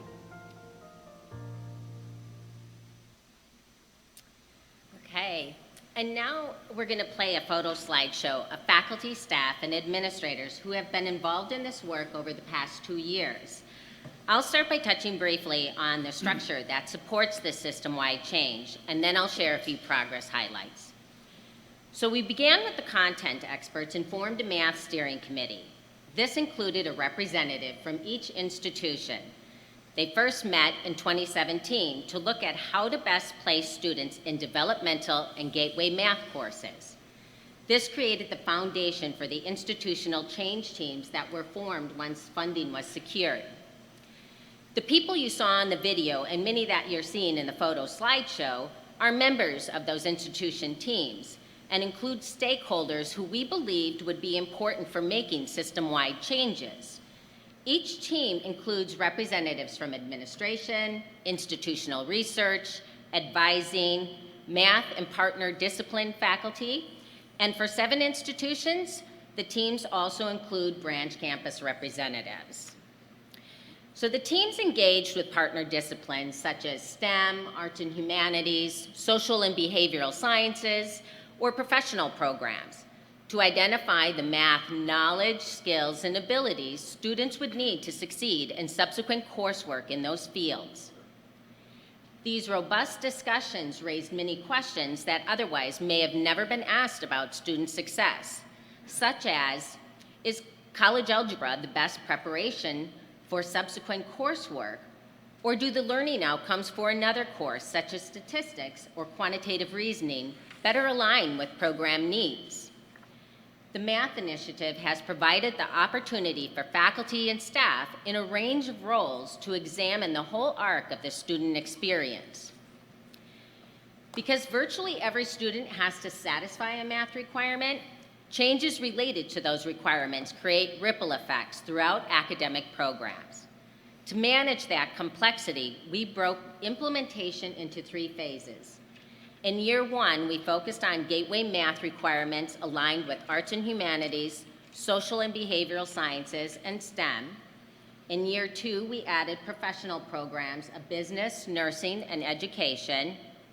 And in year 3, we will complete implementation and continue our collaboration with Wisconsin technical colleges and high schools and ensure sustainability of the gains. A key strategy to support the robust discussions was to root this work in system and institutional level data for 2 reasons.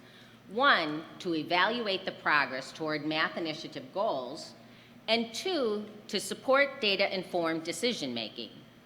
For example, Year 2 efforts also focused on ways to reduce the need for developmental courses and to improve student success in developmental and gateway math.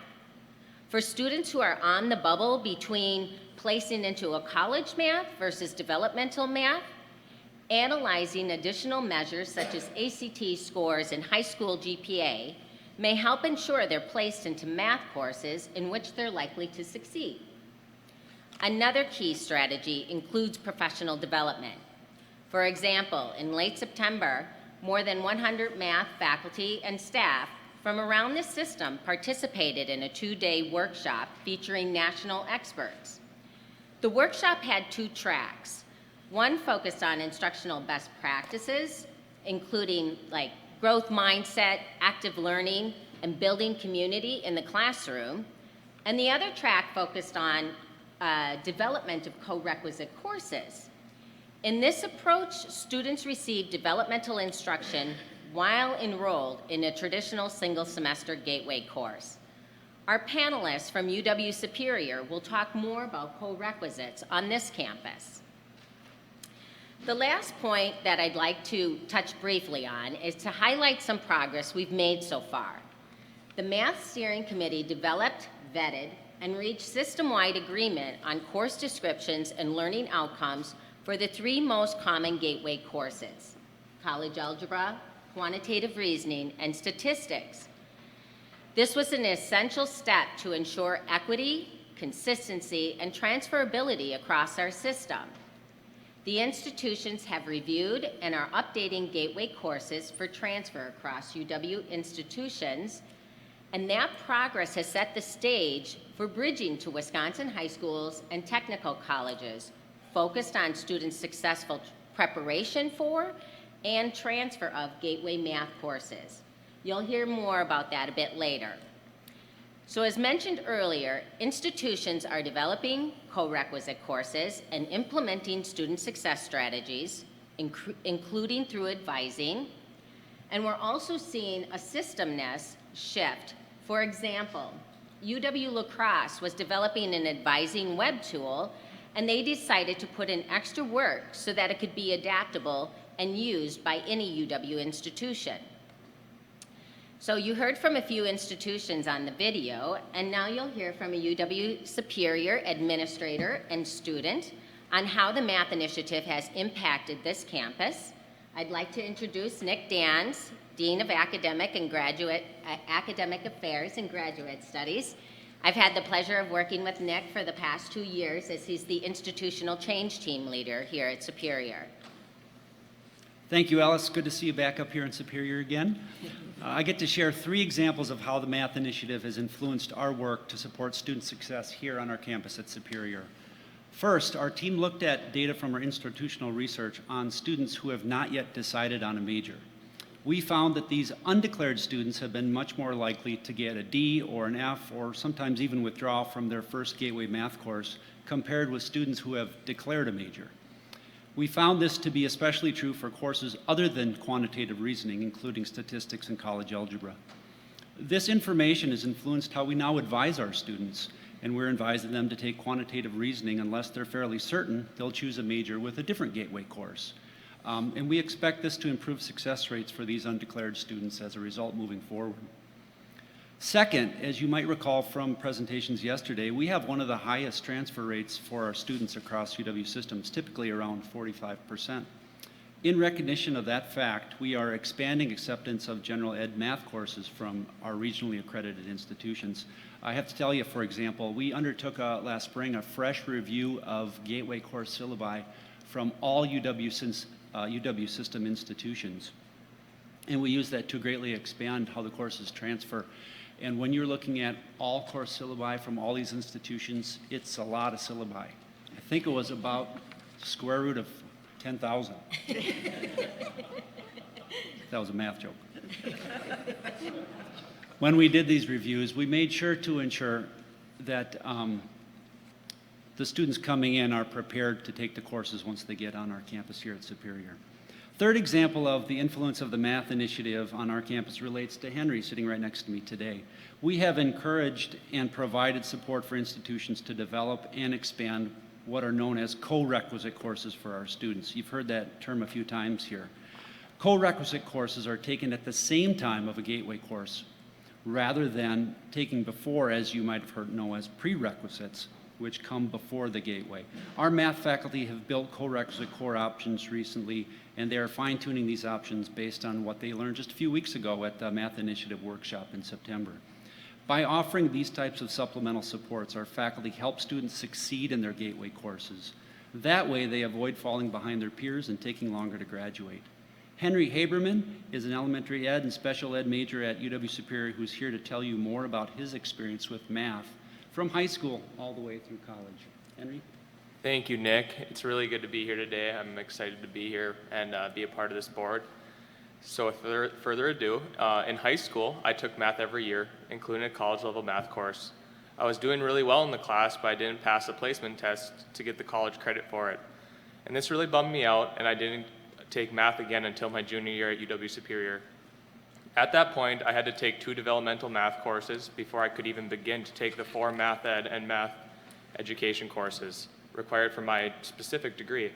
I started with the first developmental math course online in the fall of my junior year.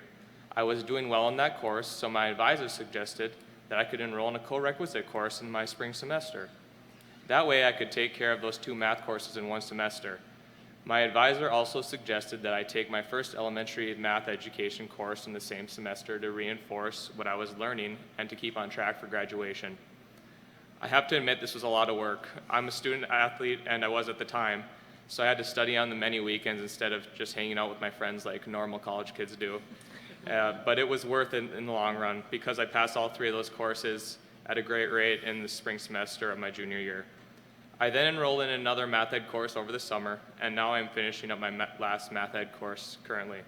That means I can do my student teaching this spring semester and graduate in May.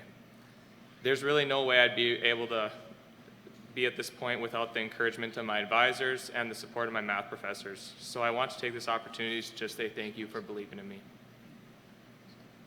Thank you, Henry, for joining us today. I hope we aren't making you miss class as well. Your story helps us reinforce how system-wide change can impact our students. And we also understand that the math initiative is not happening in a silo. The project team have very intentionally looked at intra-system change, such as restructuring, and inter-system connection with a range of partners. 2 UW System Math Initiative Project team members, both faculty members, will talk about that. First, you'll hear from Carrie Terrell, a mathematics professor at the University of Wisconsin-Oshkosh Fox City campus. Thanks, Carlene. In my role with the Math Initiative, I have a foot in UW System Administration, the Fox Cities campus, and the UW Oshkosh. I've never been good with numbers, but I think I've run out of feet. Due to the restructure, I have a unique perspective on how the Math Initiative influenced our institutions during a time of great change in UW System. The Math Initiative has provided opportunities and support to connect faculty, staff, and administration across branch and main campuses, and to intentionally bring together those stakeholders from the restructured institutions, both in person and through webinars. The overlap of timing with our 2-year branch campuses joining the 4-year comprehensive universities has allowed us to look at our campus-to-campus crossover at the same time. As a math faculty member on a branch campus, I appreciate the opportunity to serve in a leadership role on the UW System Math Initiative project team. When we were forming our institutional change teams, we required that the institutions involved in the restructure included at least 1 branch campus member. While most of those have been math faculty, like Shivani Stalder, who you saw in the video earlier, some of these have also been in advising, who are so important because of their expertise in helping students transition from one UW institution to others. This deliberate inclusion has facilitated vital conversations about student success in the first 2 years. Now my fellow project team member, Jen Koziak, is going to talk about how the Math Initiative fits into the larger Wisconsin education landscape. All right, thanks, Carrie. She is an amazing chair and vice chair of our committee, so I have to say thank you for all she does. I also want to say good morning and thanks for the support from UW System. As you heard from Carrie, she wears multiple hats. My provost and chancellor probably could avow I wear multiple hats as well. My specialty is in mathematics teacher education, and I've served on many leadership roles in Wisconsin, including the Wisconsin Mathematics Council. And these organizations are just excited to hear about our Math Gateway courses because in essence, it helps them further define what college readiness looks like in Wisconsin. We formally introduced those learning outcomes for those gateway courses at the Wisconsin Mathematics Council's annual conference in May, and we are looking forward to dialogue with more math teachers in October at the Professional Learning and Community in Education Symposium that's going to be happening at the end of October at UW-Madison. On the technical college side, we know that more than 3,000 students transfer between their colleges and our UW institutions. We also know that our UW institutions are vital partners to the technical colleges. So our program, our initiative, wants to further support that partnership, but at a system-to-system level. So to that end, our Math Initiative project team and the technical college leadership and math faculty have met to discuss ways that our systems can better support all of our students in Wisconsin systems. Our math project team recently met with the leadership and math faculty to share our learning outcomes in those gateway courses in late September. We will present also at their annual conference in October to math faculty, and we are looking forward to supporting the math faculty and the technical college in their curriculum review cycle that is happening, so it's a very timely collaboration. We are also looking ways to influence how we prepare future mathematics teachers, as that's my specialty area, and in light of our new licensure standards.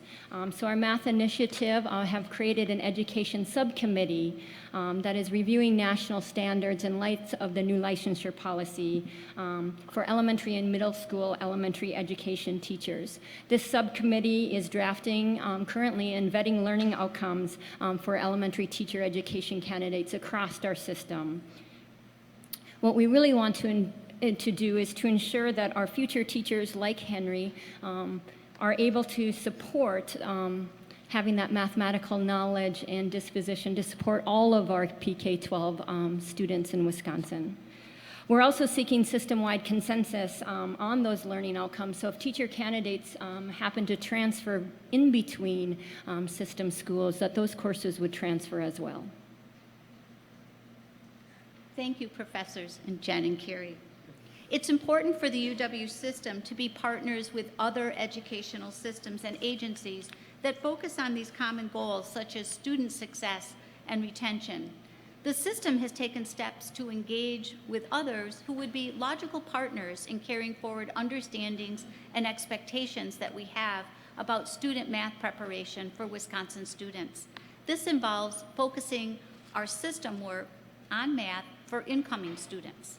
The Math Initiative Subcommittee work focuses on mathematics for students up to grade 9.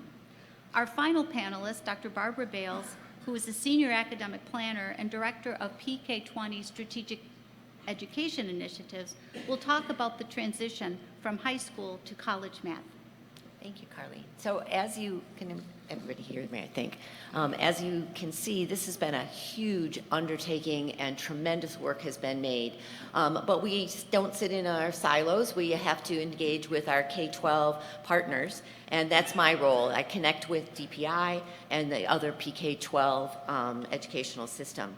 I'm also a member of the Math Advisory Committee, and with that role, I try to connect with the different partners forming with a new task force. So last September, UW System and our partners formed a core group representing urban and rural schools, DPI, and the UW System Math Initiative. Many of the people at this table are part of that. The Wisconsin Math Alignment Task Force and 21 other state-based teams are part of the National Association of System Heads, taking students to success to scale efforts to purposefully bridge gaps between high school and college mathematics. This national effort includes support from the Dana Center at the University of Texas, Austin, Achieve, and the Conference Board of Mathematical Sciences. The Wisconsin team is charged with constructing an equitable and coherent PK-20 system of mathematics preparation, so that students have access to an array of post-secondary options. In May, state teams, including Wisconsin, drafted goals and a timeline. We've also identified stakeholders to join our task force and enhance our efforts. Later this month, the Wisconsin Math Alignment Task Force will present at the Professional Learning and Community Education Symposium in Madison. Our task force will also meet in October next week. October 18th, in which we will build our goals, our timeline, and align our partners to be able to accomplish our work in 20 months. Thank you. So as you can see, we still have a lot to work to do in year 3 of the Math Initiative, and we will continue to work with our partner institutions as they implement curriculum, placement, pedagogy, and advising strategies. They will also continue to assess the impacts on student success. At the same time, we are looking to dovetail our work with institutional priorities, as well as system-led student success strategies such as 15 to Finish, as well as the Navigate Student Success Management System. Finally, we have built, I hope you can hear, a lot of excitement around mathematics and student success in mathematics, and we will be looking for strategies to continue that momentum and have everyone be excited about mathematics. Yes. Our collaboration also focuses, as you can see, on all student success, like those you're going to see in the final video, which will highlight some of the student success strategies we're building on to meet the Math Initiative goals. So let's hear it from our students. It's the best part. That's what it's all about. My senior year of high school, I did not take any math class, and then it's kind of a transition for me trying to jump right into college math again right after that. We designed the UW System Math Initiative to reduce math as a barrier, to help students complete relevant math courses for their field of study, and to ensure transfer of college math from one UW campus to another. When I got over my hump with my math requirement, it was a really big relief for me. It was a lot of stress off my mind. I was able to really focus my studies on other subjects again, really focus in on my major, really adapt to the concepts I was taught by both my professors in that class that really helped me. I was able to, find a way to progress and transition into UW Oshkosh with that knowledge I learned. Some students enter college not quite ready for college math. The Math Initiative wants to expand ways to speed students' progress through math by building on student success strategies already in place at some UW campuses. When students come to register for their fall classes in June, most will then decide to sign up for the Springboard Bridge program if their placement scores are low. And so then in the month of July, there's an online curriculum that students work through at a measured pace, and then they move into the dorms a few days early so that they can have some face-to-face instruction with math professors here. And then just before classes start, they take an exam over the content of the curriculum. And if they pass the exam, then we have seats ready for them in college-level math and also college-level chemistry classes. The exam was actually for Springboard. I thought I understood everything, but it was quite difficult, which is understandable. It should be. It should make you think. But when I got the results, I was super excited because I then was getting placed into my math course and my chemistry course for the semester. So I was super excited and ecstatic about that. What I wish I would have known is that college math goes a tad bit faster than high school math because they don't sit days on one lecture. It's a new lecture every day. And in high school, we kind of had an opportunity to stop and ask questions. I mean, you still have the opportunity to ask questions in college, but it's a little bit harder because the professor wants to stay on track with what he's teaching. My advice to others going into college would be finding a mentor and or a tutor. And also I do little study groups with my friends a lot. That works too. Honestly, it's all has helped me. I have an A in the class. I couldn't be happier. Math Initiative participants work with partner disciplines to learn more about the math skills and abilities students need to succeed in their later coursework and in their careers. In my stats class with Barbara Benny, we worked a lot with projects, like being in groups, and we analyzed a lot of data that was conducted in real life, not just made up stuff. So it was interesting to see because a lot of the stuff we did was related to college students, whether it was grades or sleep or anything like that, which was also really interesting to look at.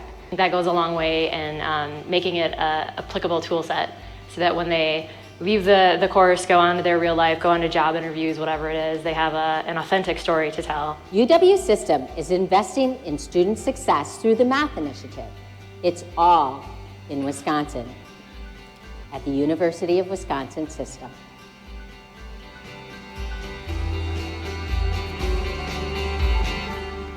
Thank you, panelists. I think we've given you a condensed overview from multiple perspectives of the work that's been completed over the last 2 years. And at this time, we're happy to answer any questions. President Cross? Thank you, panelists. Very informative, and this is something that we pay a lot of attention on: remediation, pathways to math success. You know, I was amazed at how much self-satisfaction and smiles were on all of your photos. Maybe marketing is a secondary focus for all of you. Math is fun. It was a component of all of that, but really instructive and very motivating for us. Questions from the Regents? Yes, Regent Mueller. Yes, thank you, and thank you for all that you're doing. But I do have a question about the term gateway. Are gateway and remedial courses synonyms? Are you replacing that term with the gateway course? And second question, do students get credit for these gateway courses they're taking? So the gateway course is like their first credit-bearing course.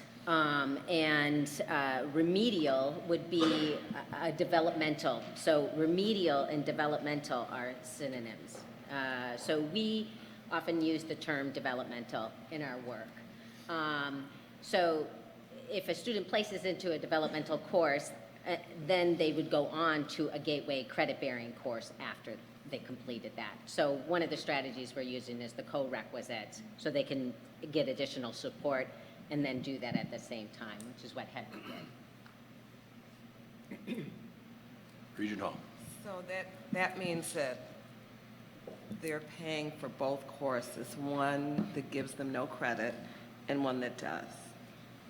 Yeah, and I think, do you guys want to comment on that?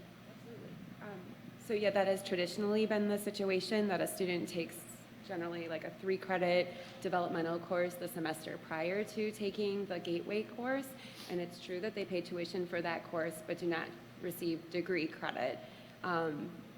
As we explore these co-requisite models, in a lot of places, that 3-credit course is being replaced with a 2-credit co-requisite. So again, yes, tuition dollars from that, but it's at least at the same time and a smaller number of non-degree credits.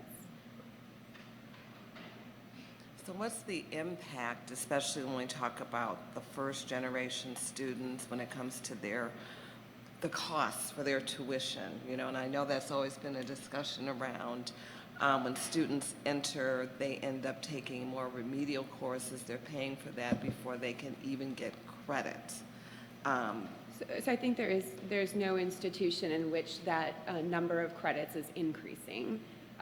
The only impacts we're seeing in this work is a reduction in the number of credits.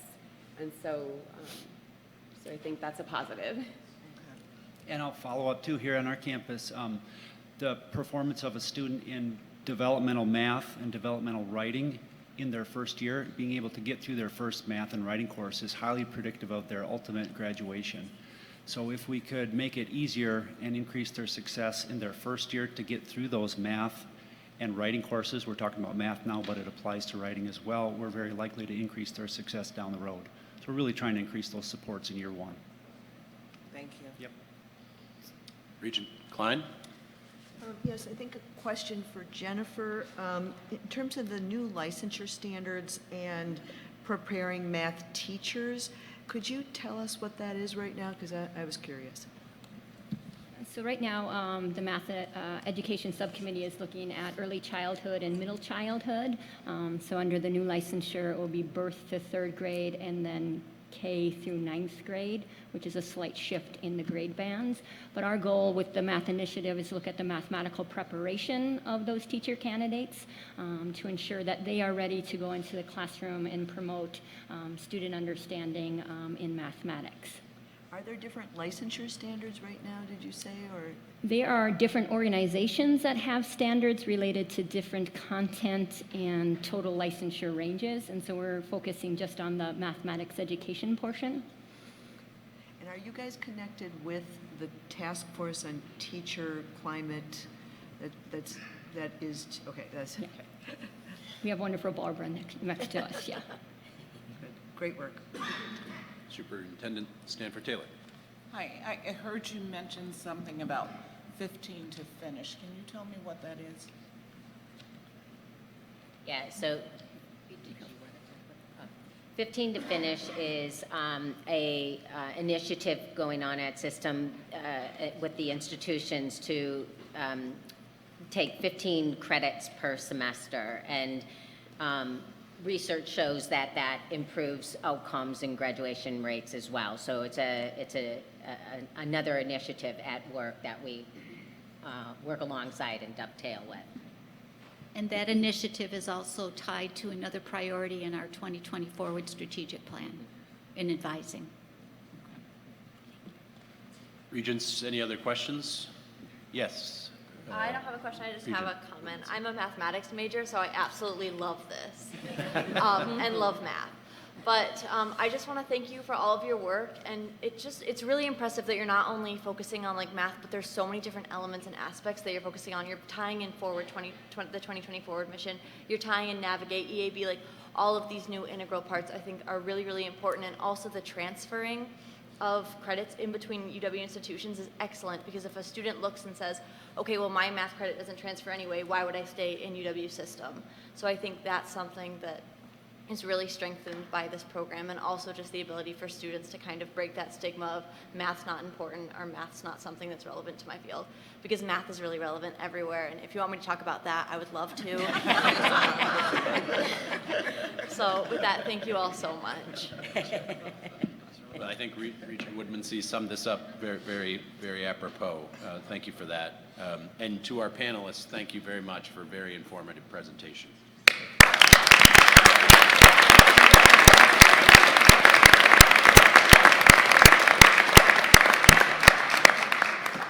Regents will now move on to item 12, and this is approval of administrative code and procedural changes related to our Regent policy on freedom of expression. This is an important policy, and I'd encourage people to follow along with the remarks that I will now present. In October of 2017, the board adopted Regent Policy Document 421, Commitment to Academic Freedom and Freedom of Expression.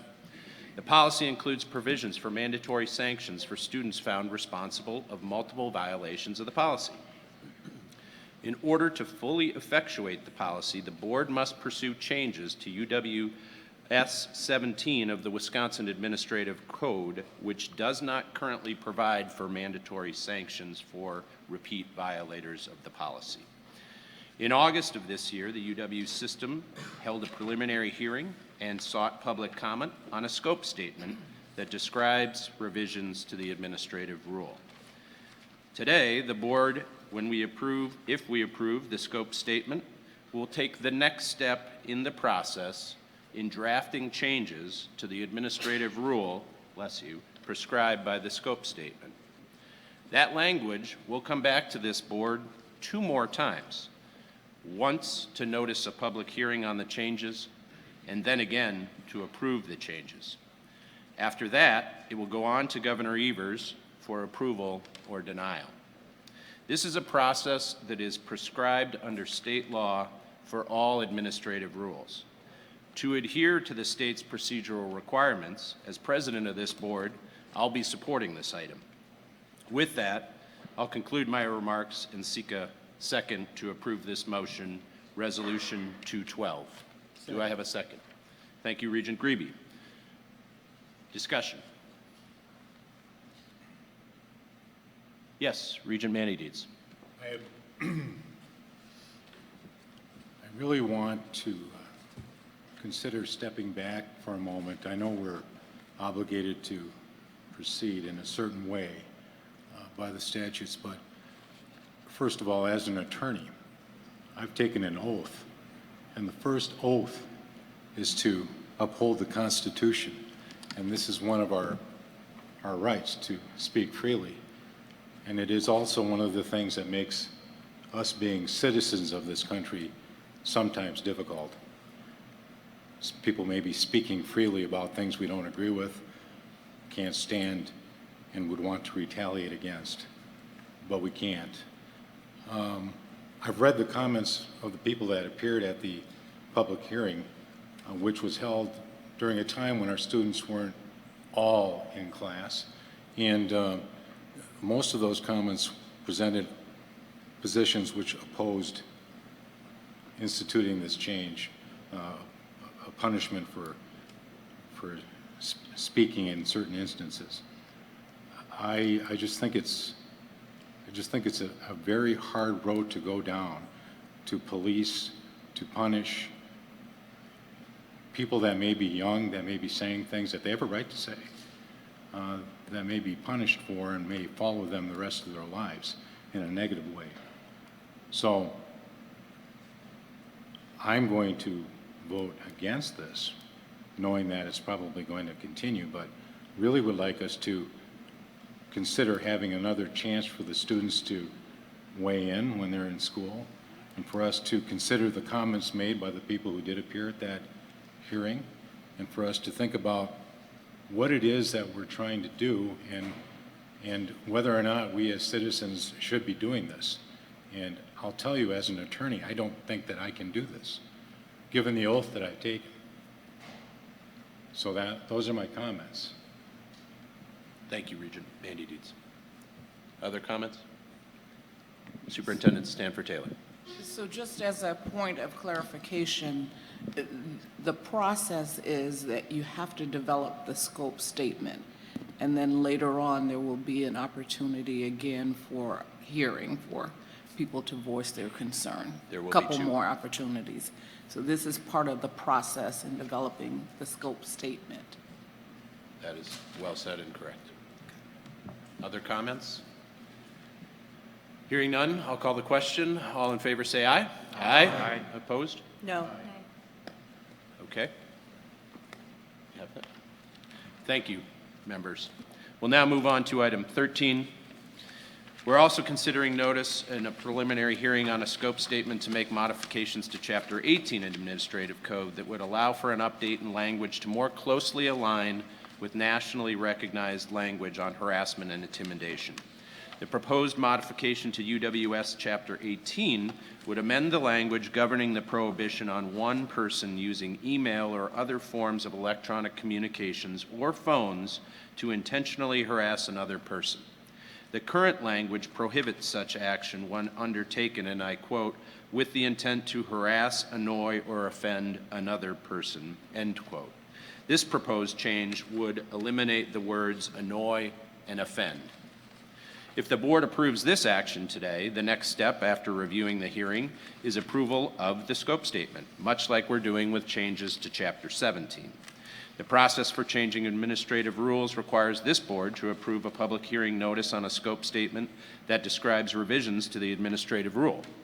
This preliminary hearing and comment period is an initial step of a multi-step process which, at some point, will include additional opportunities for public hearing and for the board to review proposed changes to Chapter 18 before eventual submission to the governor and to the legislature. With that, I'll make a motion to approve Resolution 213 and seek a second. Second. Thank you. Any discussion on Motion 18? Or I'm sorry, Resolution 213. Hearing none, all those in favor say aye. Aye. Aye. Opposed? Thank you. Moving on, we will consider a change to the Board of Regents' regular meeting schedule. The proposed change means that we'll be meeting at the Gordon Dining and Event Center in Madison in April instead of University of Wisconsin Green Bay. May I have a motion to approve Resolution 214? So moved. Thank you. In a second.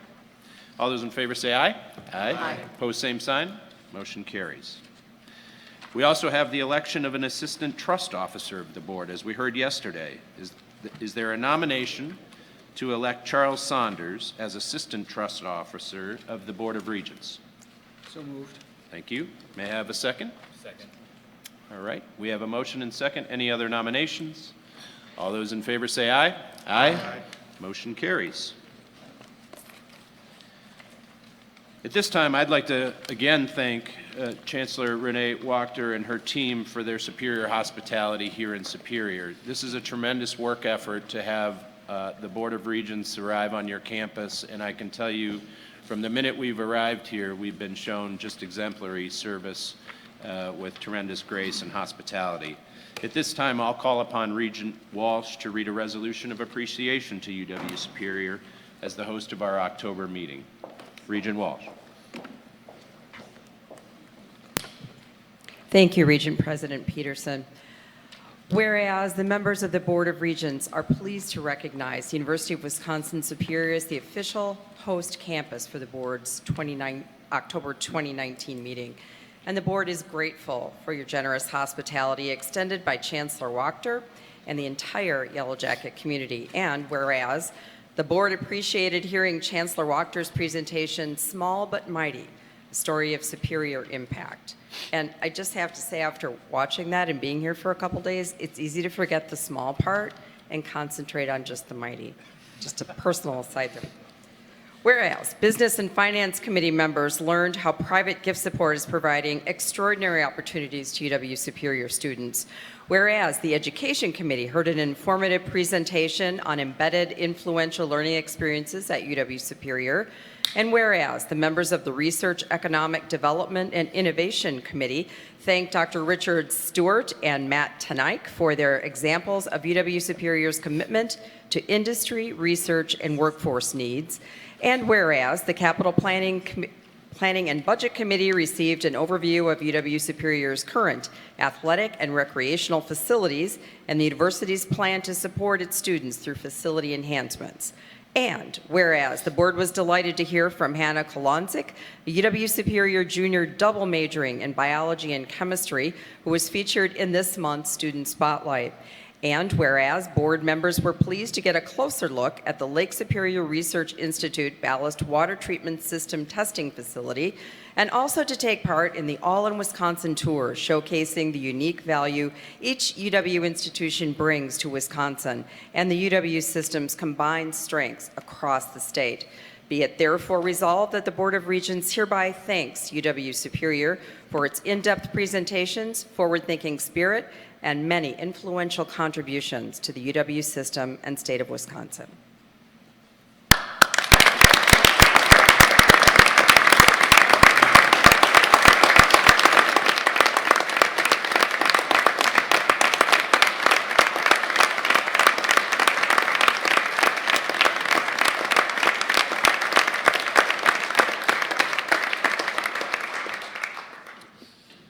Thank you, Regent Walsh and Chancellor Wachter again. A reminder, our November meeting will be on the 7th, and the All in Wisconsin theme will be, importantly, incredible research. With that, are there any communications, petitions, or memorials today? Yes, I have one. Last night about 9:30, I received word that Chris Andrews' husband had passed away. I think many of us know he's been struggling with some serious illness. Most of you don't know that Maury Andrews was graduated from the very same high school that I graduated from in Michigan. And when I was a junior and a senior, he was the football coach at our high school and the government teacher.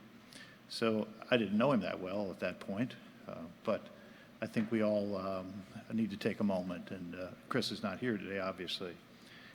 But this is a challenging time for her, and I thought I would mention that. And Maury was obviously heavily involved in Wisconsin Educational Association, and also was well known in Michigan for his work in that regard as well.